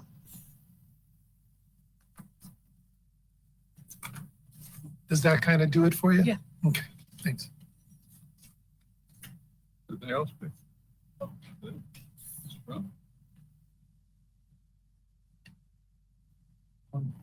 One final comment. That brings up a really good point, and I think that was the confusion. When we talked about the construction, and this was way back from what the mayor was saying earlier about, we built this for $4.5 million. But then when I asked, we're talking about the city hall, for the cost, when you add in the furnishings and the new things that we bought, like this, I don't know if that was included in the budget. I don't know if the light bulbs were included. No, it was. And those one-time investments add up. And so I really appreciate the question from Councilmember Kellum, because, I was always wondering, gym equipment's expensive, and these little investments aren't so little. They grow and they get bigger. And so we need to be thinking about those costs as well. The furnishings, you got the construction to build it, then you got to furnish it, then you got to operate, maintain it. And so just all something to think about. And so thank you for clarifying those costs. But we won't see that. I guess that's what we won't see those in here, will we? I mean, like furnishing costs, are those not Not at this budgeted? time. No. But they went out on the market, and I can remember they was what $200,000 or something you guys put together, come back with a low furniture cost that was way out of sight from Staples, wasn't it? For this facility. Oh, yeah, no, that was for this facility, Yeah, and then right there was here. adjustments made, but yeah, there was What you furnishings guys for did this there. facility where, yeah, I mean, that was extra. Out of sight. They come up Yeah. with something way out of line. It was like unbelievable. But I think at the end, it was like 5 or 6 million. It was after all 5.1, done. it was That was 5.1 the million. cost to put the flag up. Yeah, it was 5.1 million. We had a council meeting and I think Councilman Morrison asked for that and we gave every dollar that was spent with the 4.3 for this and then the $1 million for the 900,000 for the furniture and everything else. Yeah, absolutely. Yeah. So the 8.2 million for the multi-generation center. Well, we're not saying we're going to spend $1 million Doesn't- for the multi-generational facilities furnishings. That's two buildings, not just one. Huh? It is 2 buildings too, but still, Two I mean, buildings. All right. If I just don't see us. All done. Need a motion to pass ordinance 04-2020. Public hearing. As written. Or public. We got Public public. hearing. I don't think there's any. We have any public, Daniel? Andrea Shea King has a hand raised. Oh. Andrea, you're live. You have 3 minutes. Hi. Oh, well, I didn't realize I had my hand raised. I'm sorry. I'm listening to all of this with interest. So no, I don't have any questions. Carry on. Thank you. Thank you. Have a good evening. Okay. All right. Close public hearing and council. Mr. Mayor, just wanted clarity, think for that. I mean, I do not think that this budget has the right priorities. And so for those reasons, I'm not going to support it. I think that it's too heavy on the 2 park projects. I think that that's got it bloated. And there were some opportunities in the contingency, and it's not getting the priorities for the street safety items, sidewalks, A1A, light, the lagoon, and keep going down the list and not in that order that we can be putting more towards. And so for those reasons, I just want to be clear, I'm not going to support it. Thank you. No problem. Council. We need a motion to deny or pass. Okay, I'll make a motion to pass ordinance number 04-2020 As written. as written. Second. Second. Motion's been made to. Somebody say something. Have a motion to pass ordinance 04-22-2020. The general fund, wastewater enterprise fund, capital projects as written. Call the roll, please. Mayor Pro Tim Brown, 4. Mayor Hogue, 4. Councilmember Kellum, Against. Councilmember Morrison, Against. Councilmember Raymond. 4. Motion passes 3-2. Okay, item number 12 is discussion under Florida statutes of the ordinances approved. I thought we addressed this already, Mayor. So back on the agenda, I didn't put it there. yes, Mr. Mayor, if you're ready. Oh. Okay, yeah, you got it. Yep. So this is on the agenda. Just to clarify any confusion, I think Mayor Pro Tem Brown, you asked, I thought we've addressed this already. We started to address it and we ran out of time. We just approved the minutes last meeting that shows in those minutes that we did not take any action. And I want to clarify, we didn't vote to take no action either. It just kind of fell off. But without that, this isn't something I want to spend a lot of time on. I think we've got a process problem in our ordinances. The fact that we have to police ourselves, I don't like that. I think that we need to be held accountable by a citizen advisory board or some outside agency because it gets political and I don't like that. I think that if I do something that's in question that we might want to consider for a future, not tonight, a charter review board or a code of conduct review board. We got state law, attorney general, and ethics to deal with the state issues. But like for stuff within our ordinances, the fact that we police ourselves, I think that's lacking the accountability we need. So I'm just planting that seed for the future. And if staff has recommendations and council's willing, I think that would be really good. As far as this one goes, this particular issue was brought to the attention by a citizen. I tried to outline a timeline. The citizen reached out to staff. And I believe you, Mr. Mayor, I don't think he was getting the responses he needed. He continued to reach out. And I tried to give the chronological timeline of that. And through that frustration, it grew. I was made aware that another citizen complained. The issue was Councilmember Raymond's performance in the special council meeting held on May 8th. We talked about it, and the question before us today is, while the issue of sunshine law was raised, personally, I don't think there was a sunshine law issue, nor do I have the qualifications to make that judgment.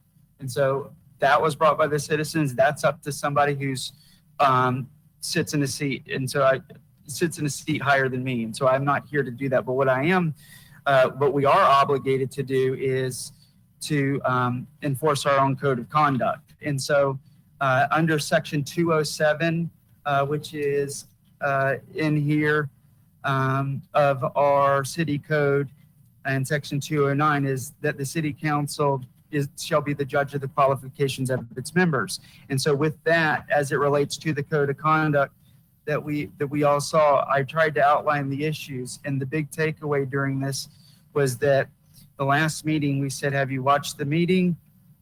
I believe, I had watched it. I think that there were some concerns heard. I don't want to rehash them, but in that meeting, the big concern was there was talking going on in the middle of the meeting on numerous occasions while our city clerk was talking, and I watched again while council members up and leaving, and it was not accidental. Look, I've done meetings, my head disappears, I'm fixing a charger, I've got up, we're all moving, it's COVID, we're under stress, I get it, but this reached a level of, I think, excessiveness, and it was very distracting, and I think that the emotions that we were seeing on the face posed the question. We rose the question here, and the question that I asked was, were you talking? And I spoke to Councilmember Raymond, and the response that I got was that she was not speaking to anyone. And at that moment, that raised a completely new issue, because anyone who watches that video from an opinion sees that she was talking to somebody.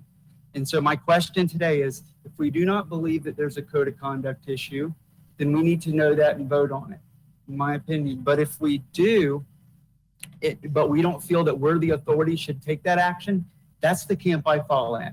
I don't want to be the judge on this. And so what I ask is take advantage of section 209 and let a third party watch the video and be their own witness.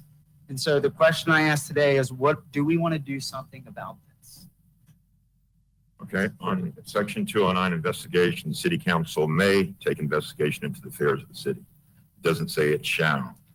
I've been elected to 3 terms. I've been at plenty of city council meetings, and I can recall some of the men, I don't want to give names, saying discouraging things such as, lost the word for a second, slush funds, which is a demeaning, disrespectful, but I just let it go. I didn't think it was important. I didn't think I should go after that person. And that to me was more demeaning and more disrespectful. But yet, I put my big boy pants on and just said, hey, maybe it was a blurt or something like that. And here we are going over the actions of one of our council members. When we looked at the video, there's no sunshine law violation. All the council members, she wasn't talking to one of us. If she was talking to anybody, I saw there was some talking, but it didn't affect, and it wasn't over the issues that we were going over at that meeting, which had to do with our special meeting pertaining to, I think it was the reference the mandatory face mask or something like that. But to me, I think it's punishment enough that it comes before this council.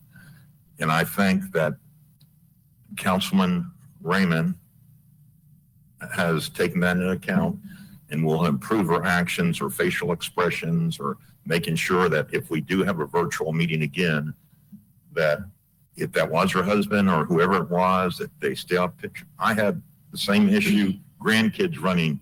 It just didn't show up because of the way I had my camera mounted. Grandkids running underneath me, kicking balls, doing all kind of stuff. I'm just glad that nobody saw them. I had to make a comment to them because I'd hate to have them me being in a situation because one of them showed up on the film and I said something to one of them. Sometimes you just have to. I have nothing further. Thank you. I'd like to make a comment. I think that what Mayor Pro Tem Brown has to say is true, that if someone goes low, we need to go higher. And there are things that I have observed, and there are things I observed on the webinar, and I will not mention them. But there were things that I observed too. And I think that this is a little bit of a political stunt, and I don't approve of it. And I think that enough is said on this. We've talked about it twice already, and enough is enough. And we know what this is really about. Thank you. I have no comment.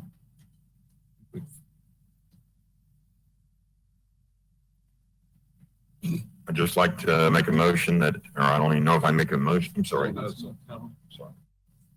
Yeah, I just think that if we could, I think it's a good idea what Councilman Morrison said about having a board or whatever to oversee us, maybe yearly or whatever. Just go, because you know, when we try to govern ourselves, it becomes politically and nasty. So if maybe the council could come up with some ideas on how we could, when something like that happens, we're all, you know, we've been through COVID a lot, and I said to Angela or Miss Raymond, that's why I come here for the meeting, because my house is crazy. So, but I mean, something like that, I think if we had a board of review or something, that maybe, you know, I was wrong, spoke out of turn, did something wrong, I would be open to ask staff to maybe come up with some ideas. The only thing about a board is that we already are having problems filling the spaces on our advisory boards. So that's the only problem. I think we've had enough of this. I think that everybody understands that we have to be on our best behavior all the time. Thank you. There's other means other than council censure. There's other means. I'm not going to say what, but there's other means. And I know that the person involved is embarrassed, I guess, enough. I would be embarrassed if somebody attacked my gestures on what I'm doing. I bent down to tie my shoes. I didn't bend down for any other reason. Just to let everybody know my shoe was unlaced and it was bothering me. But anyway, there's other reasons that the people can do other than get them involved in a board. Now, I wouldn't favor a board. I think you'd be just creating another problem. So I like to leave it just the way it is. We've never had any problems on the consoles in all my years of having to censure another person. But I just think it's great. It's over with as far as I'm concerned. We've discussed it twice. And I don't want to discuss it anymore. I've said what I want to say. And I'd like to make a motion. Good. So I know, I understand why Councilmember Raymond would want this to be over with. And in fact, another process improvement, this is kind of the ultimate conflict of interest. And so I'm not so sure that if I wouldn't feel comfortable if somebody brought something up for me, of course I'm going to try to defend myself, and she should. But the issue at hand here today is that, you know, we're using examples of other things and we're diverting our attention from what happened. Mayor Pro Tem Brown used an example of a slush fund. Well, the definition of a slush fund was exactly accurate with the way I used it. And it was addressed directly with John. And so to sit up here and to accuse me of something, I think is trying to deflect, and then simultaneously to say that there's other motives over here is another deflection. And so let's get back to this. And with that, I want to make a motion that we seek out a third party chosen by staff to come back with a recommendation on an entity to do an investigation on whether or not council members' actions in the May 8th meeting was a violation of our adopted code of conduct in which she signed, as we all did, and also to confirm that her statement that she was not talking to anyone, to confirm their opinion on whether or not that is true or false from their observations. And so in short, that staff conduct research on those two matters. I move that we take that action. Second, I'll second. we have a motion to take action on this meeting of May the 8th, I believe it was. Yes, Mr. Mayor, and also the last meeting where she 16th. denied saying that she was talking to someone, to be clear. Okay. Call the roll, please. Mayor Pro Tem Brown, Against. Mayor Hogue, Against. Councilmember Kellum, For. Councilmember Morrison, For. Councilmember Raymond. Against. Motion failed. Okay. Item number 13, parking space minimum widths. This is Mr. Morrison. Yes, thank you very much, Mr. Mayor. This one we brought up in November last year. This was talking about parking spaces. We had a nice discussion on it on the council. And then I think the goal was to get it over to planning and zoning. Unfortunately, there was some delays in meetings, COVID hit, and the world kind of stopped for a second. And so the exciting news that's been brought to my attention is that this is going to be taken up towards, I think about a week. And I've spoke to our city manager about it, and also Dave's been very helpful. I tried to go back and I watched a little bit of the meeting to recap. And the big thing that I just wanted to talk to this council about before it goes to planning and zoning is to really consider and challenge yourself to go study what these other cities are doing with ending parking minimums. It sounds crazy when you first hear it, but please, when you look at these opportunities, I think that it really creates a win for the city. It creates a win for the property owners. And I think that people tend to kind of organize themselves. Sure, we can, you're still going to have parking spaces and we can still regulate, some of the dimensions. But to say that there has to be so many, I think if we can just change that mindset, of course, we need to think about handicap. We need to think about our first responders being able to access the property. But outside of that, you look at a Tasty Treat ice cream place, one of my favorite places in the city, and there's just too much parking there. And we made them do that. And I frankly, I feel bad about that. We shouldn't have made them. I have seen that parking lot full. I understand. So it's not really too much parking. But just because but the majority of the time, and this. Oh, yeah, that's Yeah, anywhere. the majority of the time it's Majority of the empty. time. And so the biggest testament, and the last thing I'll say about full, is the phenomenon that's moving right now is to go out on Black Friday, which is supposed to be the busiest time for malls and shopping markets in the world, is on a major decline, and that people are not going out. Parking lots are not filling up, and we all know why.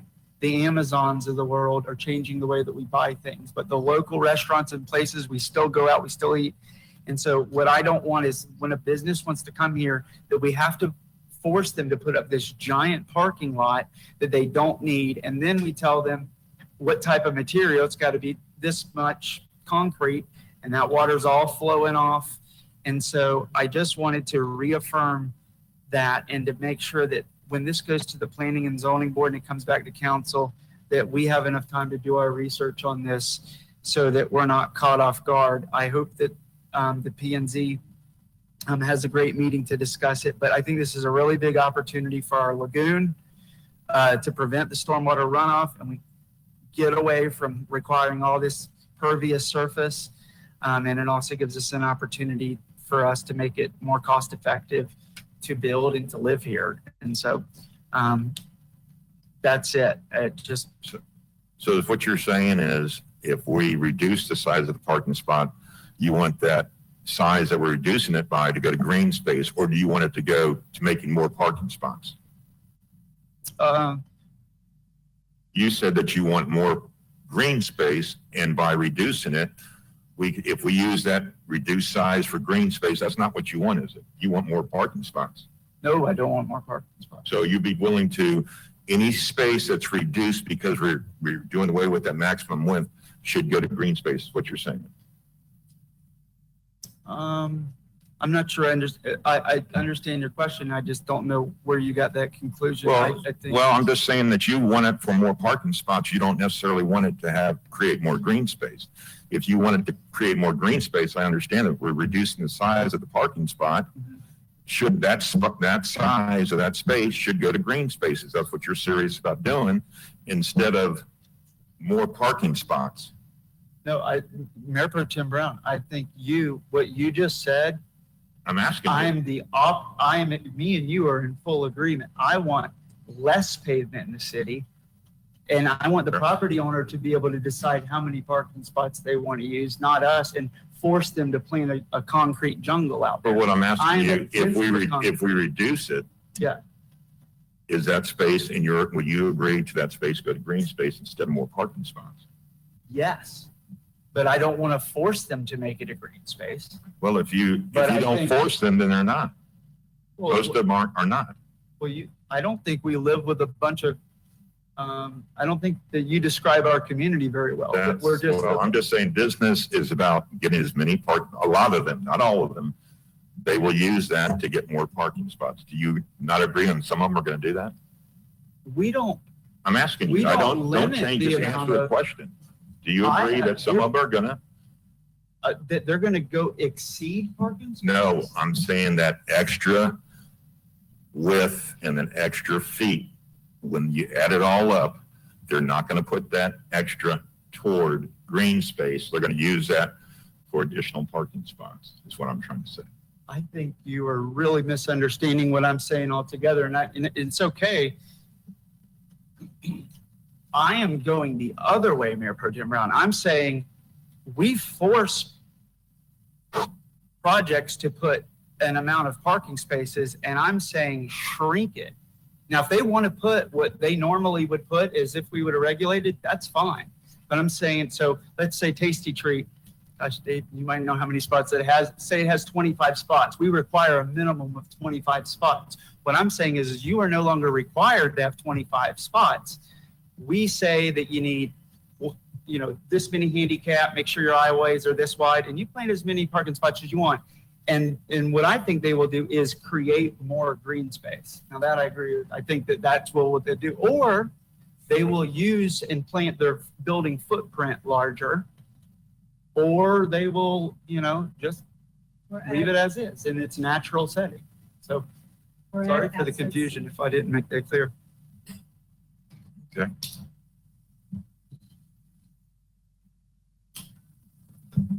I think it would give them an opportunity to add outside seating too, more outside seating if they didn't have so many parking spaces for each property. And then I hope that when it comes back that we do something else besides pavement as parking spots, grass or pervious. Yeah. That's it. If we can get rid of the pavement and have more green space, we are going to, right now, we force them to put more pavement. Our rules, if you read the rules, they're written, they have to put more pavement. And then we tell them how thick it's got to be and what material. And so what Dave Dickey and the staff and Zach, they're all working on, I'm excited about in the resiliency plan. I think we're going to start to see what called green parking initiatives. And so P&Z is going to get it here in a week or so.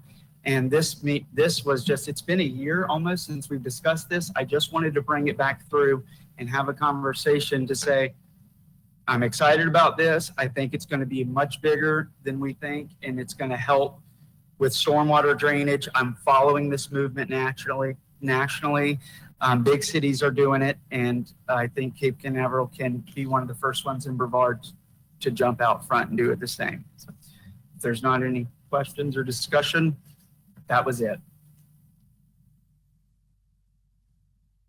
Public discussion, Daniel?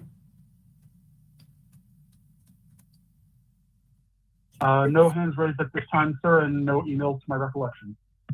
Thank you. All right, we'll move on to item number 14. Mr. Morrison. Yes. Reclaimed water. Yes, Mr. Mayor, thank you. I think that our reclaimed water policy, that we can keep this simple. I had a nice talk with Todd about it, and I wanted to see if council would be willing to direct staff to give this a review. And I think Todd knows exactly what to look for. But since we've, at one point reclaimed water was free, then we started charging. We really don't have a process in here for what somebody needs to do if they want to disconnect their reclaimed water. I have reclaimed water hooked up to my house, and my neighbor does too. And my neighbor says, I don't use reclaimed water. Why am I paying for it? And I tried to go through our process kind of as a customer, and I didn't have the greatest experience working within our city, Cape Canaveral. I wasn't able to get the answer I want. Nowhere in our instructions does it talk about what somebody can do. And so somebody's paying, this is growing every year, say it's $8 a month. That adds up. That's $80. And some of these people have been paying this for 10 years. Well, it's $300 or $400 sitting there that they've paid and they've never used reclaimed water. And so Todd, I think, has the right ideas, and work with Jim Moore about being able to have it turn off a lockbox or something in there that if they disconnect, they stop paying it. And I think if you want to elaborate a little bit more. Yes, Mayor, if I could. I think that there's a little bit of housekeeping that can be done in this area, because once we did adopt a fee, we didn't tweak those ordinances at all to talk about what would happen if someone didn't want to pay the fee, if they wanted to cancel it. For example, and I'm not saying anybody would do this, but just it's in the realm of possibility where a person could be not paying, but then go out there and turn that valve on and use it free, thereby putting the cost burden on everybody else who is paying. So we should have a lockout procedure for that. And I think that what we should do as staff is should go through for that type of a housekeeping review, just to see if we want to change any of that. And that's what Councilmember Morrison and I discussed. I've had neighbors that got locks on some. Can I add to this? Because I've handled customers. It's been a long time since I had to handle a customer who wanted their thing locked. But I will tell you that I could go back 4 years and real quick. There were a few people, and based on what Council Morrison's saying, they would just go to Public Works, and there would be a lock put on it, and they would not be charged for it, and the lock was on there. So the only way that, with Todd saying, somebody would have had to break the lock off to make it active. So to me, this is the first I've heard of it. There is already, and here comes Jim and he'll clarify, there's already a policy. They put a lock on there, okay? And then the person says, I don't want reclaimed water. I don't even use it. And then we've taken it off the bill. So I don't see what this discussion is. We've got neighbors that got locks. Well, yeah, there was, yeah, they They locked can't it use in. it, they don't use it. And James could, go ahead, Jim. Did you want to reiterate that? There's locks that you guys put on it so people don't use it. And then they're not going to be charged. Yeah, the way that they're turned off is they usually call Public Works. We will go down, lock them out, turn them off, lock them out, and then let John know, and then John will deduct from the bill. And I'll notify Coco. I've done this before. We don't have to do it a lot, but I notify Coco and boom, they take it off the bill. And I probably only had to do it 5 times in 8 years since I've been. And Mr. Mayor, and the reason I think you've only had to do it 5 times is because citizens don't know that they can do it. That you can't take me anywhere in our policy that there's instructions and administrative policy on how to disconnect the services. And I think that if we were to put a postcard or put in the next Cocoa water bill, did you know that you could disconnect your reclaimed water services, contact Public Works and put that number there? You would see, I think, several cancellations. My guess, who knows?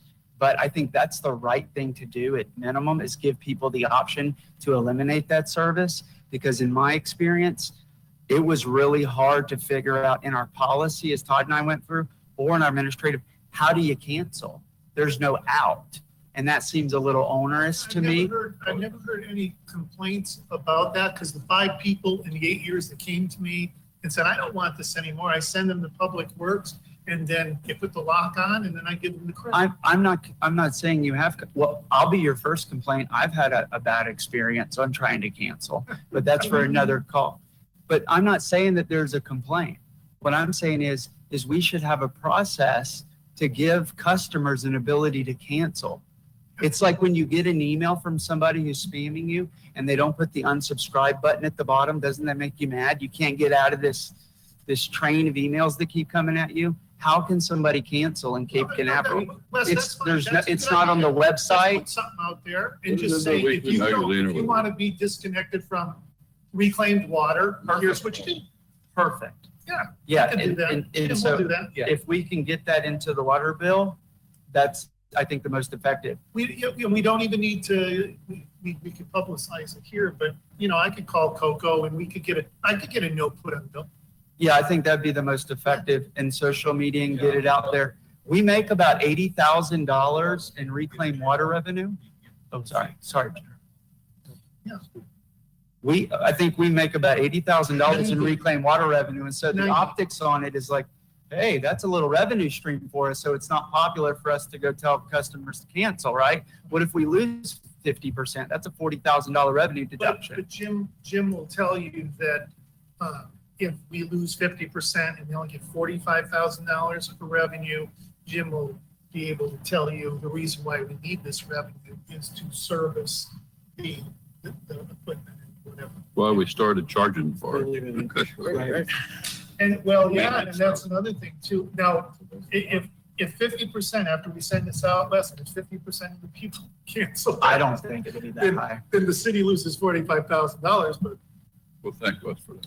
Oh. Well, on the other side, I think Todd was talking about how to get, there are people in the city that want reclaimed water that do not have it. I think the city has a need to discharge that water, more of it, and as we're going to go. And so maybe that's another side. But I think you get the essence of what I'm saying is an administrative policy, an exit, giving customers an out, and promulgating that however you see best fit, I think is a good thing for our city. I can tell you a scenario that might happen. I don't know. You might have to answer my question. Probably the majority of these people that have reclaimed that don't want it maybe are renters and they pay the water bill. But the owner is the one that clarified putting that in when we first installed it in the city. They wanted it, the owners did. Now that renter would have to go back to the owner to get verification to get that cut off Into because that problem one time.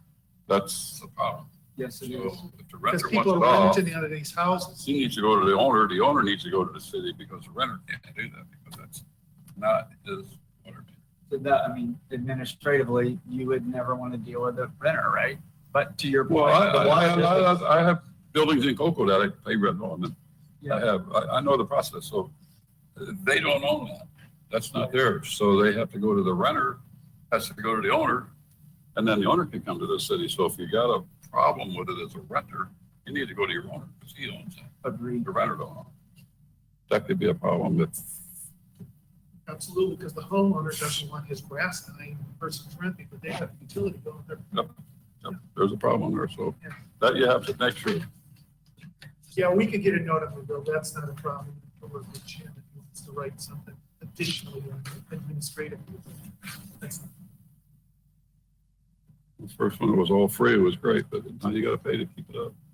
Okay, is there anybody out there public, Daniel? No raised hands at this time, sir. I thought we would have had one on that, but it's good. All right. Close public hearing. Council, we'll take a few minutes for some reports. So let's do it fast if you got something. Yeah, I just have a couple things.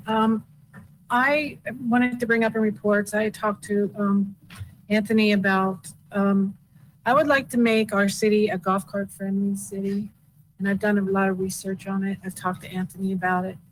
I've talked to Commander, he's not too hip on it, but it would be not a. Already from the action on my street.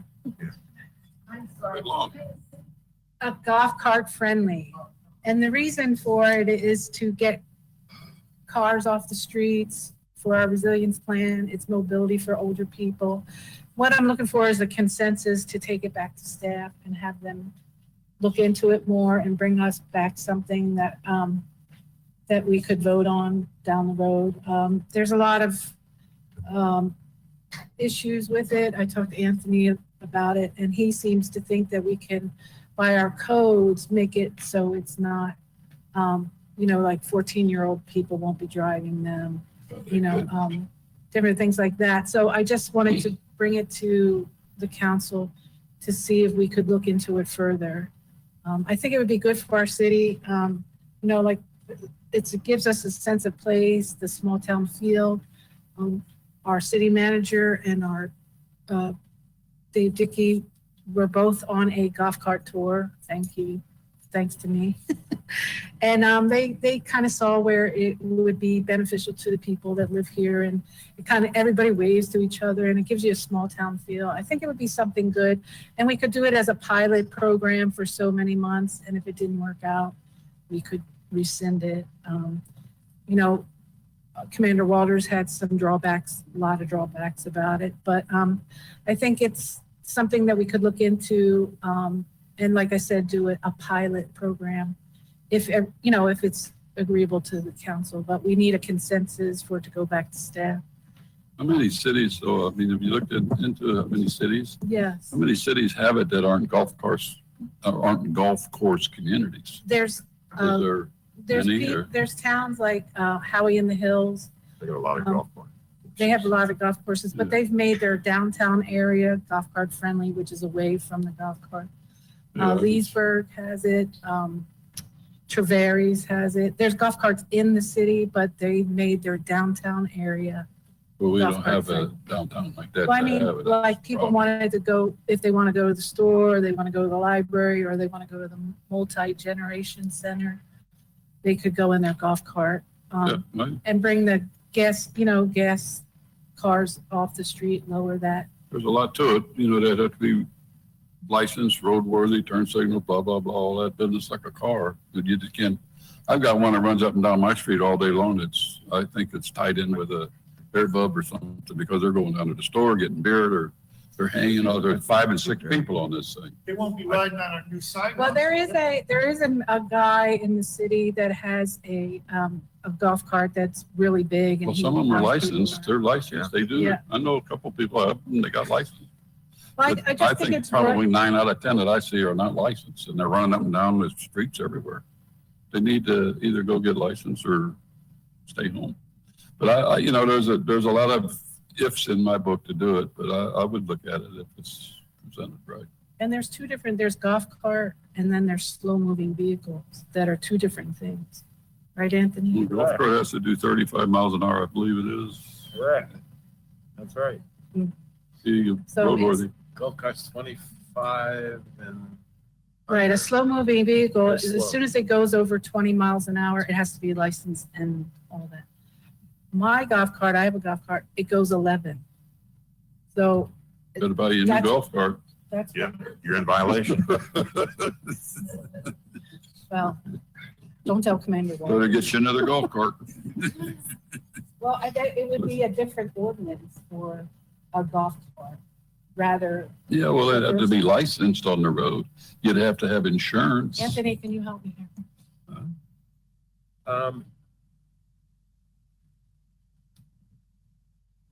There are certain statutes that apply with respect to golf carts, and then you have your slow moving vehicles. They're treated separately under the law. Slow moving vehicles, correct me if I'm wrong, are typically licensed. They have to meet federal requirements. They have to meet state requirements with respect to certain additional items they need. Golf carts also have item requirements, but the agenda item would go something like this. With respect to golf carts as defined by state law, the city council could authorize golf carts to be used on local city roads of your choosing, provided that a determination generally is made that it's safe to do so on those local roads. So the council would make a determination on whether or not there are any roads in the city that golf carts could be safely operated. And then it's subject to the uniform motor vehicle traffic laws of the state of Florida. So the legislature in their infinite wisdom have limited municipalities' ability to regulate them once you authorize them, but there are certain exceptions where cities can adopt additional regulations with respect to unlicensed drivers that you could consider. That was what you were indicating regarding 14-year-olds that may not be licensed. I understand the regulations, municipalities can adopt more stringent regulations with respect to unlicensed drivers of golf carts. So all those kind of issues would be laid out in an agenda item for you to just try to examine, and I'm sure staff would do their background work, and Commander would have his opinion about all of this as well, and then you all can decide whether I don't blame you. you want to allow them. No, yeah, next meeting. That's it.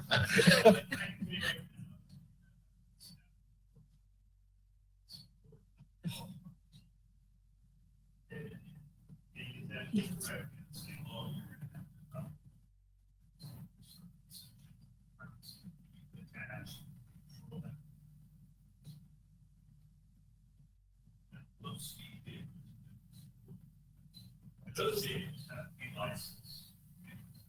Sure, the drivers have to be a licensed driver.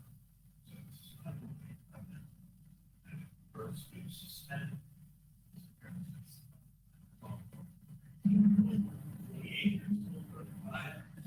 Individual drivers that are going to beer. Yeah. Look at these communities that are on paid and they're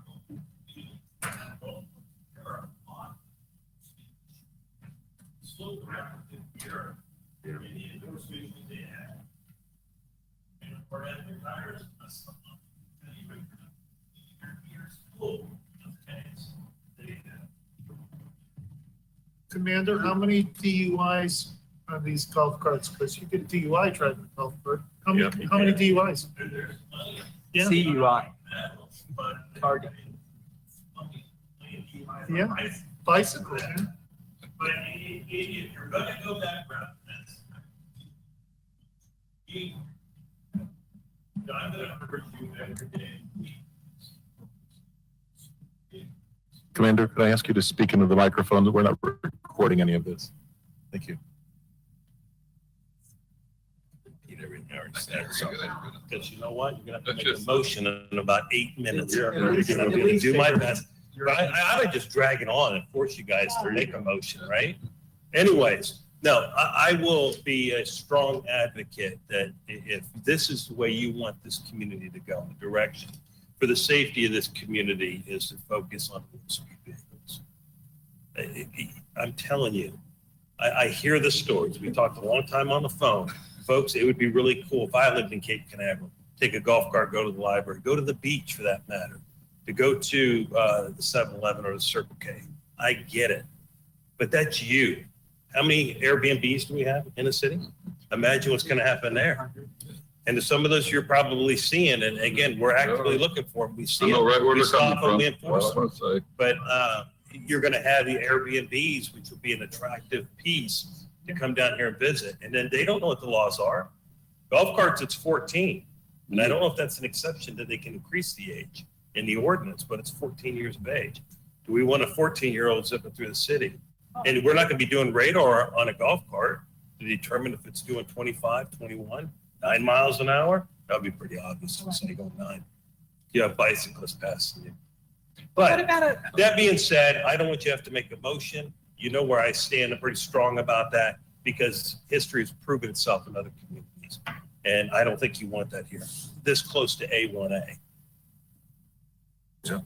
Anyways, I'm all done. Thank you, guys. I experienced 5 kids that probably were 12 years old running down Jefferson Avenue, going down to the store, I guess, because they come back with a bag. They went back up. They're not even, they don't even have a license on it. It's a golf cart. And it's an Airbnb that uses it. It's dangerous. The licensed ones, you can't do anything about. The ones that aren't licensed and roadworthy. I've almost gotten hit on my bicycle with a golf cart. And I also witnessed, oh, thank you. I also witnessed this larger golf cart with the whole family. And some people were trying to go around the corner at Central and North Atlantic. And they had no regard whatsoever about the people that were riding their bikes. They had to go into the street, and that could be dangerous there. And the people on the golf cart they had, that was the double golf cart. But I mean, I think it's dangerous too. And I think that if we're going to have golf carts, they should be licensed and they should have insurance because they can hurt someone. I also have a problem with motorized bicycles and even these scooters. I see people just whizzing by on the scooters. They're whizzing by. If you're on a bike, it's very, very difficult. And they go faster than that. Very fast, very fast. And that one, but I mean, we need to talk about it because people have been hurt already in this community. And I know the situations, and it could be very costly and you could get killed. Go to Vieira High School when school lets out and see how many golf carts are out there. There's a field It's full of them down there. just an accident waiting to happen. 300 of them. Yeah, there's a bunch of. Just give us direction whether the council person is asking to have just an agenda item brought back to you, and staff would help pull together all the information, and then you all can make a fully informed decision. Or if you're I'm not in saying no favor. tonight, you can certainly do that. Yeah. I'm not in favor. I'm with. Would this direct a question to me? I'm not in Okay, favor. Wes? I hear our commander loud and clear, but I'm interested in learning about it, and if the slow moving is an option, if there's anything needed, I will look at anything and consider it and I'm open to look at it, but That's all. don't want to cause more problems for sure. I think it's interesting and. Well, we're gonna spend some staff time, attorney time, and we're talking about COVID really hitting us, all these other things I heard all night. Now we're gonna. I said we wait till the redesign of A1A till we pick up that. We're talking about safety and who's going to say that they're going to be driving near A1A and somebody's going to try to cross. And I just say we wait till the new design and then address it again. At this time, no. What I proposed and was talking to Anthony about would be that the golf carts would only be allowed on nobody allowed on A1A at all. Only the presidential streets. Pardon? I'm sorry? The city council doesn't have the authority to authorize golf carts on the state road. Yes, we don't. It would have to be A local. for our Department of Transportation. So that A1A would be out of it altogether. And it would be the back streets of the It would city. be out of it as far as the people. Other people would be doing it. I don't want to be a part of somebody getting killed out there on a golf cart. Mr. Mayor, if I just point out, it's 9:57 and I don't want to put ourselves in that situation, but I'm just looking for consensus. So far, it's 3 to 1 hour. 3 to 1. I mean, to counter Mayor Pro Tem Brown. And that's Nikki, what their. Minimal time, My consensus is I think it's worth looking into. an hour or two. Well, I have 3 people that says it's not, so. All right, let me finish my report. You're in the 3. I'm in 3, Okay, yes. okay. I'm not in favor of them. I'd like to see us do something in an ordinance to have these guys get some in their toolbox. To get the golf carts, get the electric skateboards, and get the, whatever these things are, these guys ride up and down the street, motorcycle, bikes, or whatever God you want to call them. Homemade. We asked these columns, snow boots. It's too late. I mean, boom, they're gone, you know. I just think we need some toolbox for you guys. What do you do about guys on electric skateboards? And bikes, That's what we need to do. and bikes, Can you and do anything? three-wheelers. My question is, can you do anything right now?